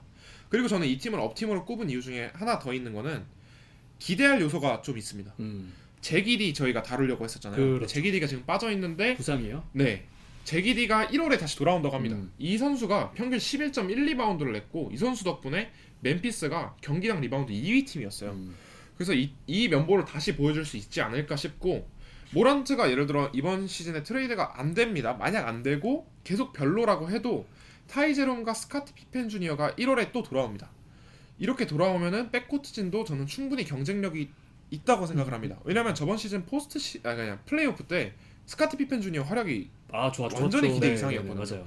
그러다 보니까 이 팀은 제가 생각했던 것보다 시즌을 잘 버티고 있고 1월이 되면 26년 1월에 조금 기대해볼 만한 요소들이 있는 팀이 아닌가라고 생각해서 꼽게 됐습니다. 네, 너무 좋은 설명 들었고, 그러니까 그 최근 10경기 막 12경기로 벌리면 9승 3패거든요. 그렇죠. 예, 그러니까 이 상승세가 그러니까 12경기면 단기간이 아닌 거죠. 그렇죠. 예, 거의 뭐 한 달이라고 그렇죠. 봐야 되니까 한 달이라고 봐야 될 것 같고, 이 기간 동안 12경기로 보면은 수비율 지수 리그 3위, 그리고 페인트 존 득점 7위, 페인트 존 실점 4위. 그러니까 페인트 존 마진을 확실하게 좀 가져가고. 갑자기 제기디가 너무 안타까워지네요. 그러니까요. 리디가 있었으면. 그리고 공격 리바운드 7위에다가 세컨 찬스 득점 9위까지. 그러니까 이제 어떤 이제 아까도 말씀드렸던 현대농구의 트렌드, 오펜시브 보드를 장악해야 되는 부분, 그리고 페인트 존 마진을 가져가는 부분에서 최근에 확실하게 챙기고 있고. 이천 씨가 얘기를 잘해주자면 저는 조금 다른 포인트를 짚어주자면 저는 오펜스 스킴에서 좀 인상적인 게, 그러니까 특히 최근 12경기 구간이 대단한 게 모란트가 10경기를 빠진 시기란 말이에요. 근데 오히려 왜 상승세가 됐을까? 특히 모란트가 없을 때 도대체 어떤 동력으로 오펜스를 끌고 갈까가 저는 사실은 제일 좀 관심이 가는 포인트였는데, 경기를 보면서 좀 느껴지는 건 이 팀은 이 빅맨들의 드라이브를 좀 많이 씁니다. 그러니까 저희가 이제 퀵 드라이브 이야기를 되게 많이 하는데 다른 팀들이 보통 이제 오클라호마 시티를 예로 들면은 길저스 알렉산더가 볼을 운반하면서 드래그 스크린 걸거나 아니면은 아예 공간을 넓혀줘서 순간 드라이브. 보스턴 제일런 브라운 몰고 오다가 슬롯 그 45도 부근이 열려 있으면 퀵 드라이브. 다른 팀들도 지금 그렇게 많이 해요. 뭐 마이애미만 해도 그렇게 하고 다른 팀들 다 그런 비슷한 형태의 어떤 오펜스를 많이 하는데 멤피스는 재밌는 게 그 어떤 돌격 대장 퀵 드라이브 역할을 하는 선수가 빅맨인 경우가 최근 좀 많아요. 자렌 잭슨 주니어 같은 경우도 그렇고 원래 뭐 사실 이 돌파가 되는 선수였지만 특히 왼쪽 돌파 되는 선수였고 최근에 보면 산티 알다마를 투입을 해가지고 이 선수를 또 돌파 자원으로 씁니다. 그래서 드라이빙 킥으로 게임을 풀어간다든지 이런 게 많고 그리고 그 빅맨들의 첫 드라이브가 막히면 바로 제일런 웰스가 다음은 나야 이러면서 또 볼 캐치하고 바로 퀵 드라이브 시도하다가 공격 풀어가고 이런 식으로 오펜스를 운영을 하더라고요. 근데 이게 뭔가 되게 막 대단해 보이지 않는데 이런 것들이 계속 상대 수비를 흔드는 효과가 나와요. 그러면서 결국에는 3점 넣거나 웰스가 피니시하거나 이런 현상들이 나오더라고요. 그래서 이런 부분이 이 팀이 모란트 없이 어떻게 해냈을까에 대한 의문점을 좀 뭐랄까 좀 거기에 대한 해답을 이제 좀 찾은 부분이고 특히 저는 젤론 웰스 칭찬을 좀 많이 하고 싶은데 그러니까 저는 처음에 데스먼드 베인이 빠졌을 때 트레이드로 내보냈잖아요. 그럼 다음 선수는 개막 초반에 봤을 때 세드릭 하워드 네, 이 선수구나라는 생각을 했어요. 네. 실제로 잘했고 그리고 지금도 이 선수 잘하고 잘해요. 있어요. 네. 신인으로서. 근데 실질적으로 최근 이 팀의 경기를 보면은 데스먼드 베인 정도의 어떤 이제 세컨 핸들러, 서드 핸들러 역할을 맡는 선수 젤론 웰스예요. 그러니까 이 선수가 힘도 좋고 몸도 단단하고 그래서 생각보다 어떤 핸들링 시에 볼 키핑이 되게 괜찮고 피니쉬도 나름 되게 좋습니다. 예, 그래가지고 젤론 웰스는 사실은 뭐 리그 전체로 보면 MIP로 꼽기는 어렵겠습니다만 이번 시즌 멤피스 내려봤을 때 이 선수가 되게 안정적인 옵션으로 성장을 해가고 있는 느낌이에요. 그래서 멤피스는 뭐 젤론 웰스도 잘했고 최근에 캠 스펜서도 막 폭발하는 게임도 있었고 그리고 뭐 세드릭 카워도 잘하죠. 그리고 요즘에 알다마, 자젝주 그다음에 클라크를 동시에 기용하는 그게 미네스타전이었을 거예요. 막 알다마를 3번으로 쓰면서 알다마의 아까 말씀드린 퀵 드라이브를 살리는 오펜스도 있고 그러니까 되게 이 감독이 되게 이 게임을 되게 다채롭게 좀 풀어가는 것 같아요. 역시 유럽 출신은 좀 다르구나라는 생각도 들고. 모란트 네. 불안한데요? 이게 아까 모란트가 없는 해답을 찾았다 그랬잖아요. 네네. 오히려 이게 정답이지 않을까라는 생각이 드는데요. 저도 그렇게 생각합니다. 네. 모란트는 오히려 지금 템포 죽이고 이상한 샷을 많이 쏘면서 공격 스킬을 좀 해치는 느낌이 있거든요. 그래서 아마 근데 이게 사실 모란트를 데리고 있는 게 저는 농구 외적인 이유가 더 많다고 생각합니다. 티켓 파워 때문에 지금 멤피스 막 최근에 제가 들은 걸로는 모란트가 공짜 티켓 뭐 2,000장인가 200장인가 하여튼 뭐 뿌렸다는 말 선물을 했다 팬들에게. 예. 그러니까 그만큼 사실 팀이 그러니까 그게 티켓이 잘 안 팔리는 팀이거든요. 근데 모란트 나가면 사실 티켓 파워가 있는 선수가 없다 보니까 그렇긴 하죠. 고민이 많이 될 겁니다. 이것도 흥미진진하네요. 지금 현재 상승세를 타고 있는데 자모란트에 대한 이 딜레마 어떻게 풀어나갈지 한번 지켜보도록 하고요. 다음은 자말 머레이가 업 선수로 저희가 선정을 했습니다. 최근 뭐 공격세가 정말 대단합니다. 세크라멘토전 제외하고는 30득점, 35득점, 34득점, 52득점. 최근 5경기 아주 그냥 날라다니고 있어요. 그렇죠. 사실 이 선수분은 되게 정규 시즌에 못하다가 플레이오프 때 딱 올라와야 되는데 건강해요 거기다가. 그러니까요. 예. 네. 결국에는 시즌 전에 제가 얘기했던 여름에 너무 몸 상태가 좋았다. 몸을 잘 만들어서 왔다는 부분이 적용이 되는 거죠. 원래 정규 시즌에 몸 상태가 정상적이지 않다가 슬슬 페이스 끌어올려서 봉호 씨 말대로 플레이오프 때 잘했는데 지금은 좀 반대 케이스? 거의 뭐 최고의 시즌 초반을 보내고 있다고 커리어 하이네요. 드릴 수 있을 것 같고 근데 이 선수의 득점 장면이나 어떤 오펜스 패턴들을 보면은 뭐 평소랑 다를 건 없어요. 그냥 늘 하던 방식의 어떤 득점들 요키치와의 2대2 아니면 요키치의 핸드오프를 받아서 만드는 어떤 득점들 이런 것들인데 근데 이제 이 선수가 뭐 지금 몸 상태가 워낙 좋아서 이게 두드러지는 걸 수도 있지만 저는 느끼기에는 그러니까 머레이나 커리나 이런 선수들 있잖아요. 3점이 되게 좋은 선수들은 늘 본인을 막는 수비수가 스크린 위로 지나가는 걸 겪어야 되거든요. 그러니까 어떤 스크린을 오프볼 스크린이든 볼 스크린이든 나를 막는 수비수는 파이스루, 뭐 고오버라고도 부르죠. 스크린 위로 지나가서 뒤에서 쫓아오는 상황들이 되게 많은데 사실 그러면은 어떤 걸 잘해야 되냐면 스네이크 드리블로 내 수비수 등지고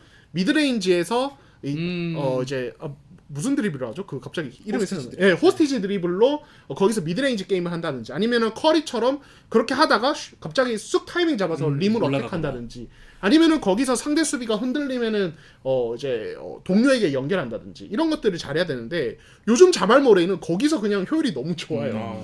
특히 머레이는 뭐 호스티지 드리블 통해서 미드레인지 풀업 점프도 잘 놓고 있지만은 요키치의 마크맨이 본인 앞으로 왔고 본인을 막는 수비수도 본인에게 가까이 붙어서 사실상 2대1이 됐을 때 쇼노라는 요키치에게 바운드 패스로 이렇게 아주 쉬운 패스 주면서 요키치가 거기서 림을 어택하거나 코너맨이 헬프 로테이션 들어오면 코너맨한테 그냥 바로 어시스트하는 이런 상황들이 많이 나오거든요. 그러니까 사실은 머레이는 지금 늘 하던 걸 하고 있지만 이 선수 타입상 당하게 되는 수비의 어떤 스타일을 너무 잘 공략하고 있다라고 이야기를 할 수 있을 것 같아요. 네, 그래서 슈터 타입의 슈팅력 좋은 선수의 어떤 전형적인 득점 루트를 너무 잘 보여주고 있다 이렇게 말씀드릴 수 있을 것 같아요. 그렇죠. 아까 슈팅 얘기를 하셨는데 저도 약간 그거 관련해서 좀 찾아봤거든요. 이번 시즌 머레이가 3점 효율이랑 볼륨이 다 커리어 하입니다. 맞아요. 네, 7.1개 던져서 3.2개 넣고 44.7%거든요. 이러다 보니까 그 오버하는 수비수 상대로 돌파를 너무 쉽게 가져가고 있고, 저는 또 그 요키치랑 머레이의 핸드오프, 저는 이게 리그에서 가장 강력한 공격 옵션이라고 생각하거든요. 셰이와 더불어서. 근데 이게 되게 좋은 게, 일단 요키치가 덩치가 기본적으로 큽니다. 이 선수의 농구력을 얘기하기 전에 덩치가 크다 보니까 그 핸드오프를 하면서 공간을 잡아먹어주는 게 되게 큽니다. 그러다 보니까 머레이가 그 뒤에서 슛을 쏘든 수비가 너무 많이 왔을 때 거기 사이로 돌파를 하든 이게 쉽고, 그리고 요키치가 거기서 핸드오프 페이크를 하거나 공을 다시 받아서 공격을 해도 이 위력이 너무 대단하니까 머레이에게 확실히 막 자신있게 따라가기가 좀 애매하거든요. 그러다 보니까 머레이에게도 공격하기가 조금 더 편한 것 같고, 사실 다른 팀에 있는 동급의 선수들 대비 요키치의 수혜를 받고 있는 건 맞다라고 생각을 합니다. 그리고 최근 5경기는 그냥 머레이 자체의 폼이 너무 좋아요. 31득점 4리바운드 7어시스트 하는데 야투율이 200클럽이 넘습니다. 네. 56%, 57%, 자유투도 9할. 그냥 폼이 절정에 달해 있다고 보면 될 것 같고, 이 덕분에 사실 고든이랑 크리스찬 브라운의 공백을 공격에서는 확실히 메워주고 있지 않나 싶습니다. 그러게요. 작년에도 67경기 떴고요. 네. 올해도 정말 아주 거의 뭐 결장 많이 없이 그쵸. 24경기나 뛰고 있어서, 솔직히 저는 자말 머레이가 이제 무릎 부상이었고 네. 이제 끝날라나? 너무 돈을 많이 준 게 아닌가라는 생각을 했는데 그걸 그냥 보란듯이 그냥 이겨내고 네. 있다.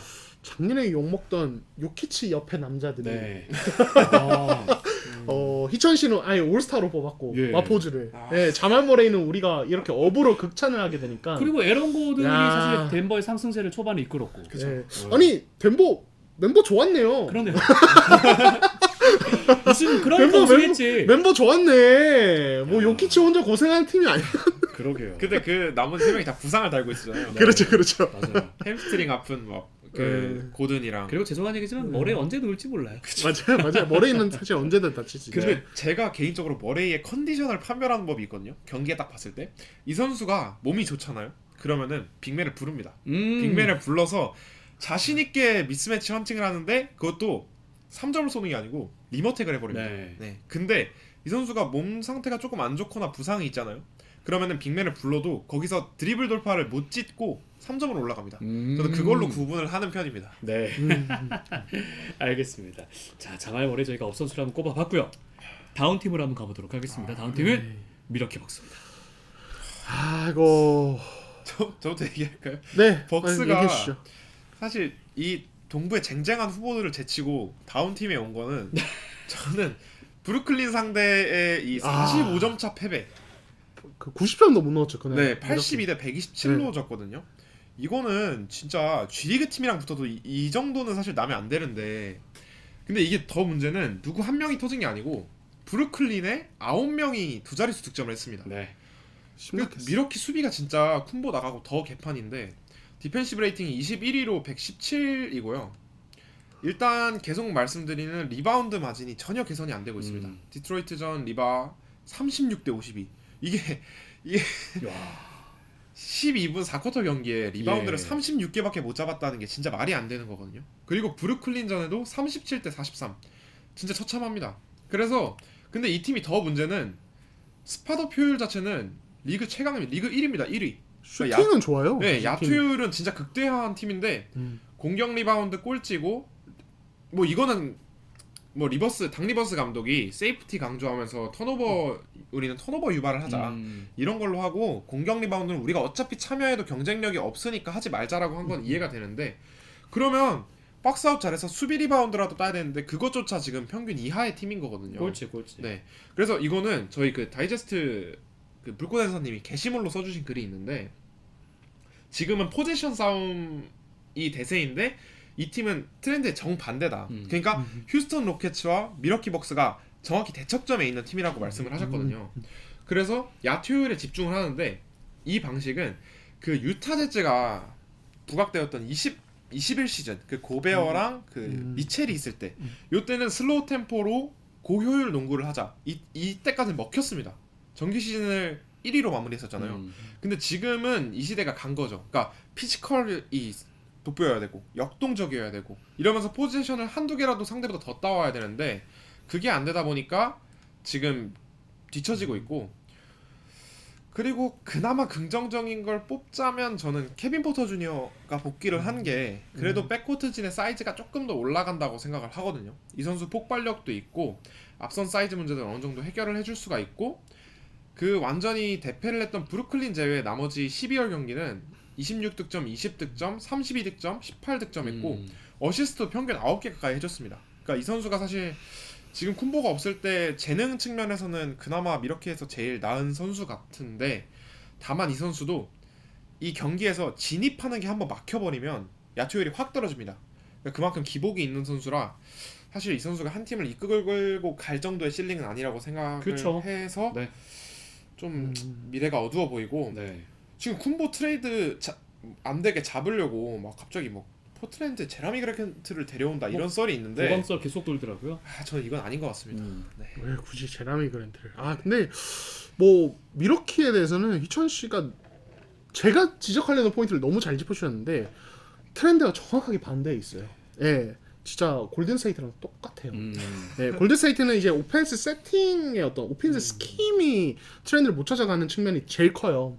결국에는 온볼의 시대, 온볼 드라이브가 중요한 시대에 오프볼 농구만 보는 옛날처럼 그게 문제인데, 미러키는 희찬 씨가 얘기한 이 공격 리바운드 생산을 통해서 포제션 횟수를 늘리는 부분에 대해서 그 트렌드를 못 쫓아가요. 쿤보가 있을 때도 해당되는 얘기죠. 그렇죠. 네. 예. 근데 재밌는 게 뭐냐면 이 팀의 감독이 당 리버스라는 그렇죠. 거예요. 뭐냐면 NBA의 2010년대에 이 공격 리바운드를 최대한 배제하고 빠른 백코트로 상대의 속공 실점을 막는 이 트렌드에 사실은 출발점을 2000년대 후반 보스턴으로 꼽는 사람들이 많거든요. 재밌다 이거. 그게 당 리버스. 네. 예, 희천 씨가 얘기한 세이프티 중시하고 공격 리바운드 가담보다는 빠른 백코트를 중시하는 보스턴이 그런 식으로 어떤 농구를 했고, 실제로 그래서 미러키 게임을 보면은 슛을 던질 때 이 5명의 선수들이 어떤 행동을 취하는가를 잘 보시면 재밌는 게 슛 던지는 선수 말고 4명은 백코트 할 준비를 하고 있어요. 요즘에는 2명, 최소 2명, 많으면 4명까지 오펜스 리바운드를 시도를 하는 시대에 미러키는 백코트 먼저 한단 말이에요. 그러니까 결국에는 공격 리바운드 가담 자체를 안 한다는 거고, 근데 이게 과거에는 오히려 상대의 빠른 득점을 저지한다는 측면에서 어떤 메리트가 있었고, 실제로 이번 시즌에 미러키가 속공 실점이 리그 10위니까 상위권인데 그렇다고 그렇게 두드러지지도 않죠. 그러네요. 예. 그리고 말씀하신 대로 공격 리바운드 꼴찌, 그리고 경합 리바운드, 네. 그러니까 컨테스트 리바운드가 리그 최하위입니다. 그럴 수밖에 없는 게 멤버를 보면 리바운드 따낼 자원이 쿤보밖에 없어요. 그러니까요. 네. 예. 그러니까 달려들어가지고, 그러니까 공격에서 특히 공격에서 봉호 씨가 수비 리바운드 하려고 하는데 제가 달려들어가지고 막 이렇게 싸우는 경합하고, 예. 이런 상황을 잘 안 만든다는 거예요. 그러다 보니까 경합 리바운드 자체가 너무 좋고, 결국에는 이건 뭐냐면 우리가 그냥 무난하게 딸 리바운드만 가져간다는 거예요. 그러니까 당연히 오펜스 횟수 줄어들고, 그러네. 예, 슈팅 효율이 막 지금 미러키 3점 성공 리그 전체 1위일걸요? 1위예요. 40%일걸요? 네.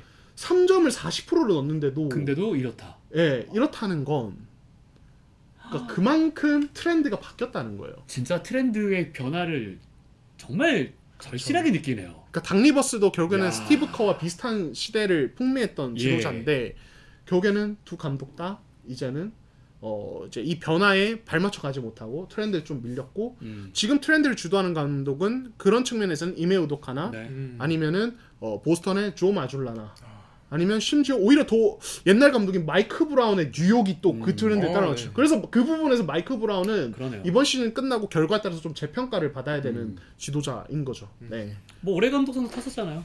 그러니까요. 네. 네. 와 진짜 재밌네요. 리바운드가 가담을, 그러니까 오펜스 리바운드를 막 가담하게 되면은 거기에 따라서 이제 우리가 오히려 수비할 때 당할 거라고 생각하는데 동환 씨 말대로 거기에 대해서도 이미 대비를 하고 있는 부분이 그렇죠. 있으니까 네. 그걸로 포지션 싸움을 하고 그게 리그의 트렌드가 되고 있다. 그렇게 말씀드릴 수가 있을 것 같고요. 다음 주 업앤다운 예상은 이번 주에 못할 것 같고 늠라픽도 니클레스턴만 간단하게 한번 짚어보고요. 네네네. 지미 버틀러 얘기를 안 할 수가 없거든요. 네. 한번 해보겠습니다. 지미 버틀러가 다운 선수로 꼽힌 거는 뭐 현재서도 말이 많았습니다. 이렇게 돈을 많이 받는데 그렇게 안 던지고 컬이 도와줘야 된다. 네. 동의하시죠? 그렇죠. 그렇죠. 네. 네, 무조건이죠. 음. 네. 근데 진짜 약간 뭐라고 해야 되지? 때로는 이 선수는 롤플레이어 같다는 생각을 할 때가 있어요. 너무 소극적이고 그래서 특히 뭐 아까 저희가 골드세트 이야기를 많이 했습니다만 특히 승부처에서 이 선수가 아이솔레이션으로 상대 수비를 타격한다든지 괴롭혀가지고 뭔가 게임을 풀어가는 게 거의 잘 안 보여요. 진짜로 진짜 커리만 보고 있고 다들. 근데 이거는 이제 골드스테이트 시스템의 문제도 있겠습니다만 버틀러가 확실히 소극적이다. 근데 이제 전 여기서 버틀러가 최근에 오른쪽 무릎이었나요? 왼쪽에는 헷갈리는데 무릎 통증으로 2경기인가 빠진 적이 있어서 아마 몸 상태가 안 좋아서 더 좀 소극적일 수 있겠다는 생각은 들어요. 그러니까 본인의 컨디션 정상이 아니니까 미루는 거죠. 뛰긴 뛰는데. 근데 그 부분을 감안해도 이 선수는 마이애미 시절부터 좀 그 특유의 약간 그 정규 시즌에는 중요할 때 뒤로 빠지는 그렇죠. 약간 방관하는 이런 것들이 좀 있었어서 특히 골든스테이트처럼 커리 의존도가 높으면서 때론 이 선수가 내가 할게 이러면서 아이솔레이션으로 풀어주는 부분이 있어야 되는데 그게 없는 게 좀 아쉽죠. 사실. 거기다가 지금도 슬슬 이제 입 털기 시작했죠. 그렇죠. 뭐 거침이 없는 선수니까요. 무서워요. 그럼 한번 털기 시작하면 잘 안 멈추거든요. 네. 근데 저희가 또 이렇게 다운으로 뽑으면 또 그 또 경기에 오늘은 잘했어요. 오늘. 네. 근데 맞아요. 결국 졌잖아요. 그쵸. 오늘 30 아니 사실 오늘은 버틀러 자체는 잘했는데 그러니까 사실 저는 버틀러가 이렇게 많이 던져줘야 된다고 생각을 하는 거예요. 오늘 그리고 피닉스가 딜런 브룩스랑 로이스 오닐 이런 선수들이 수비가 생각보다 까다롭거든요. 근데 결국 이 선수가 능력은 아직 살아있다는 거예요. 근데 12월에 4경기 그러니까 저희가 이제 피닉스는 준비를 못했으니까 피닉스전은 12월 4경기에 1승 3패 할 동안에 평균 14득점 야투 시도가 9.75개 10개가 안 됐습니다. 그러니까 이게 사실 55밀 받는 선수가 맞아. 할 짓이 아니거든요. 그러니까 저는 적어도 13개, 15개 요 정도까지는 던져줘야 된다고 생각을 합니다. 물론 저번 시즌에도 골든스테이트에서 평균 야투 시도가 11개밖에 안 됐어요. 근데 그때랑 다른 점은 그래도 공격 작업에서 포함되는 시간이 되게 많았습니다. 근데 제가 최근에 보면서 느낀 거는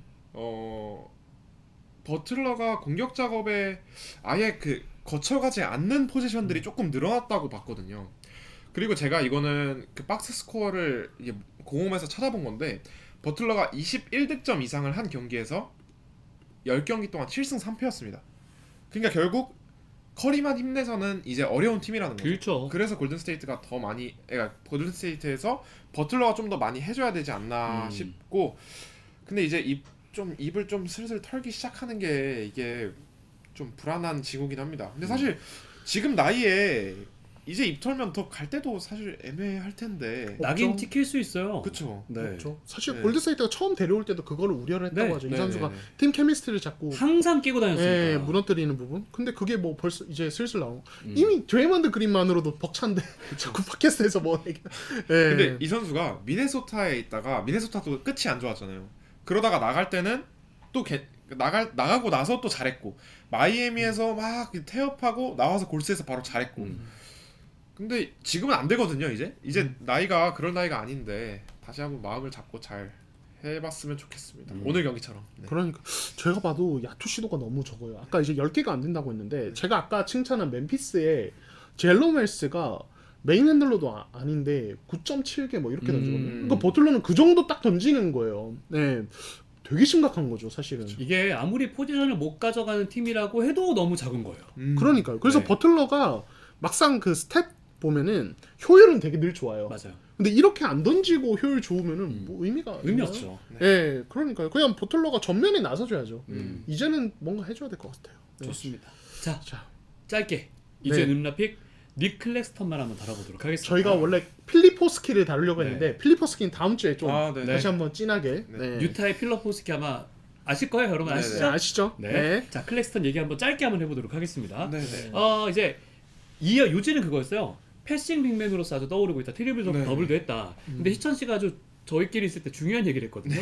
이거 잘 봐야 된다. 그렇죠. 일단 클렉스턴이 그러니까 저는 저번 시즌보다 당연히 잘해진 건 맞는 것 같아요. 성장은 어느 정도 했다고 생각을 합니다. 저번 시즌에 10.3득점, 7.4리바운드, 2.2어시스트에 자유투도 51.3%였거든요. 근데 이번 시즌에는 13.4득점에 7.6리바운드, 4.4어시스트, 자유투도 70.5%입니다.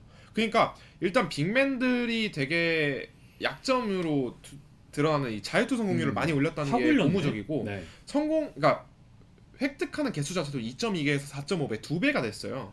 그만큼 공격 적극성도 많이 늘었다. 왜냐면 3득점 자체가 3득점이나 올랐으니까 득점이. 그리고 사실 사람들이 주목했던 거는 이 선수 받아먹기만 하는 빅맨인 줄 알았는데 어시스트가 4.4개네. 네. 그리고 트리플 더블도 이제 댓글에서 적어주신 것처럼 2번을 했고 18일에 마이애미전에서도 어시스트 8개. 그래서 저도 제 기억 속에 클렉스턴은 이런 선수가 아니었거든요. 네. 그냥 잘 뛰고 림 프로텍팅 열심히 하고 블락 열심히 뛰고 그러니까 이런 선수였는데 그래서 제가 닉 클렉스턴의 모든 어시스트 최근 5경기 어시스트를 다 찾아봤습니다. 공홈에서. 근데 대부분의 어시스트 진짜 한 10개 하면 7개는 핸드오프입니다.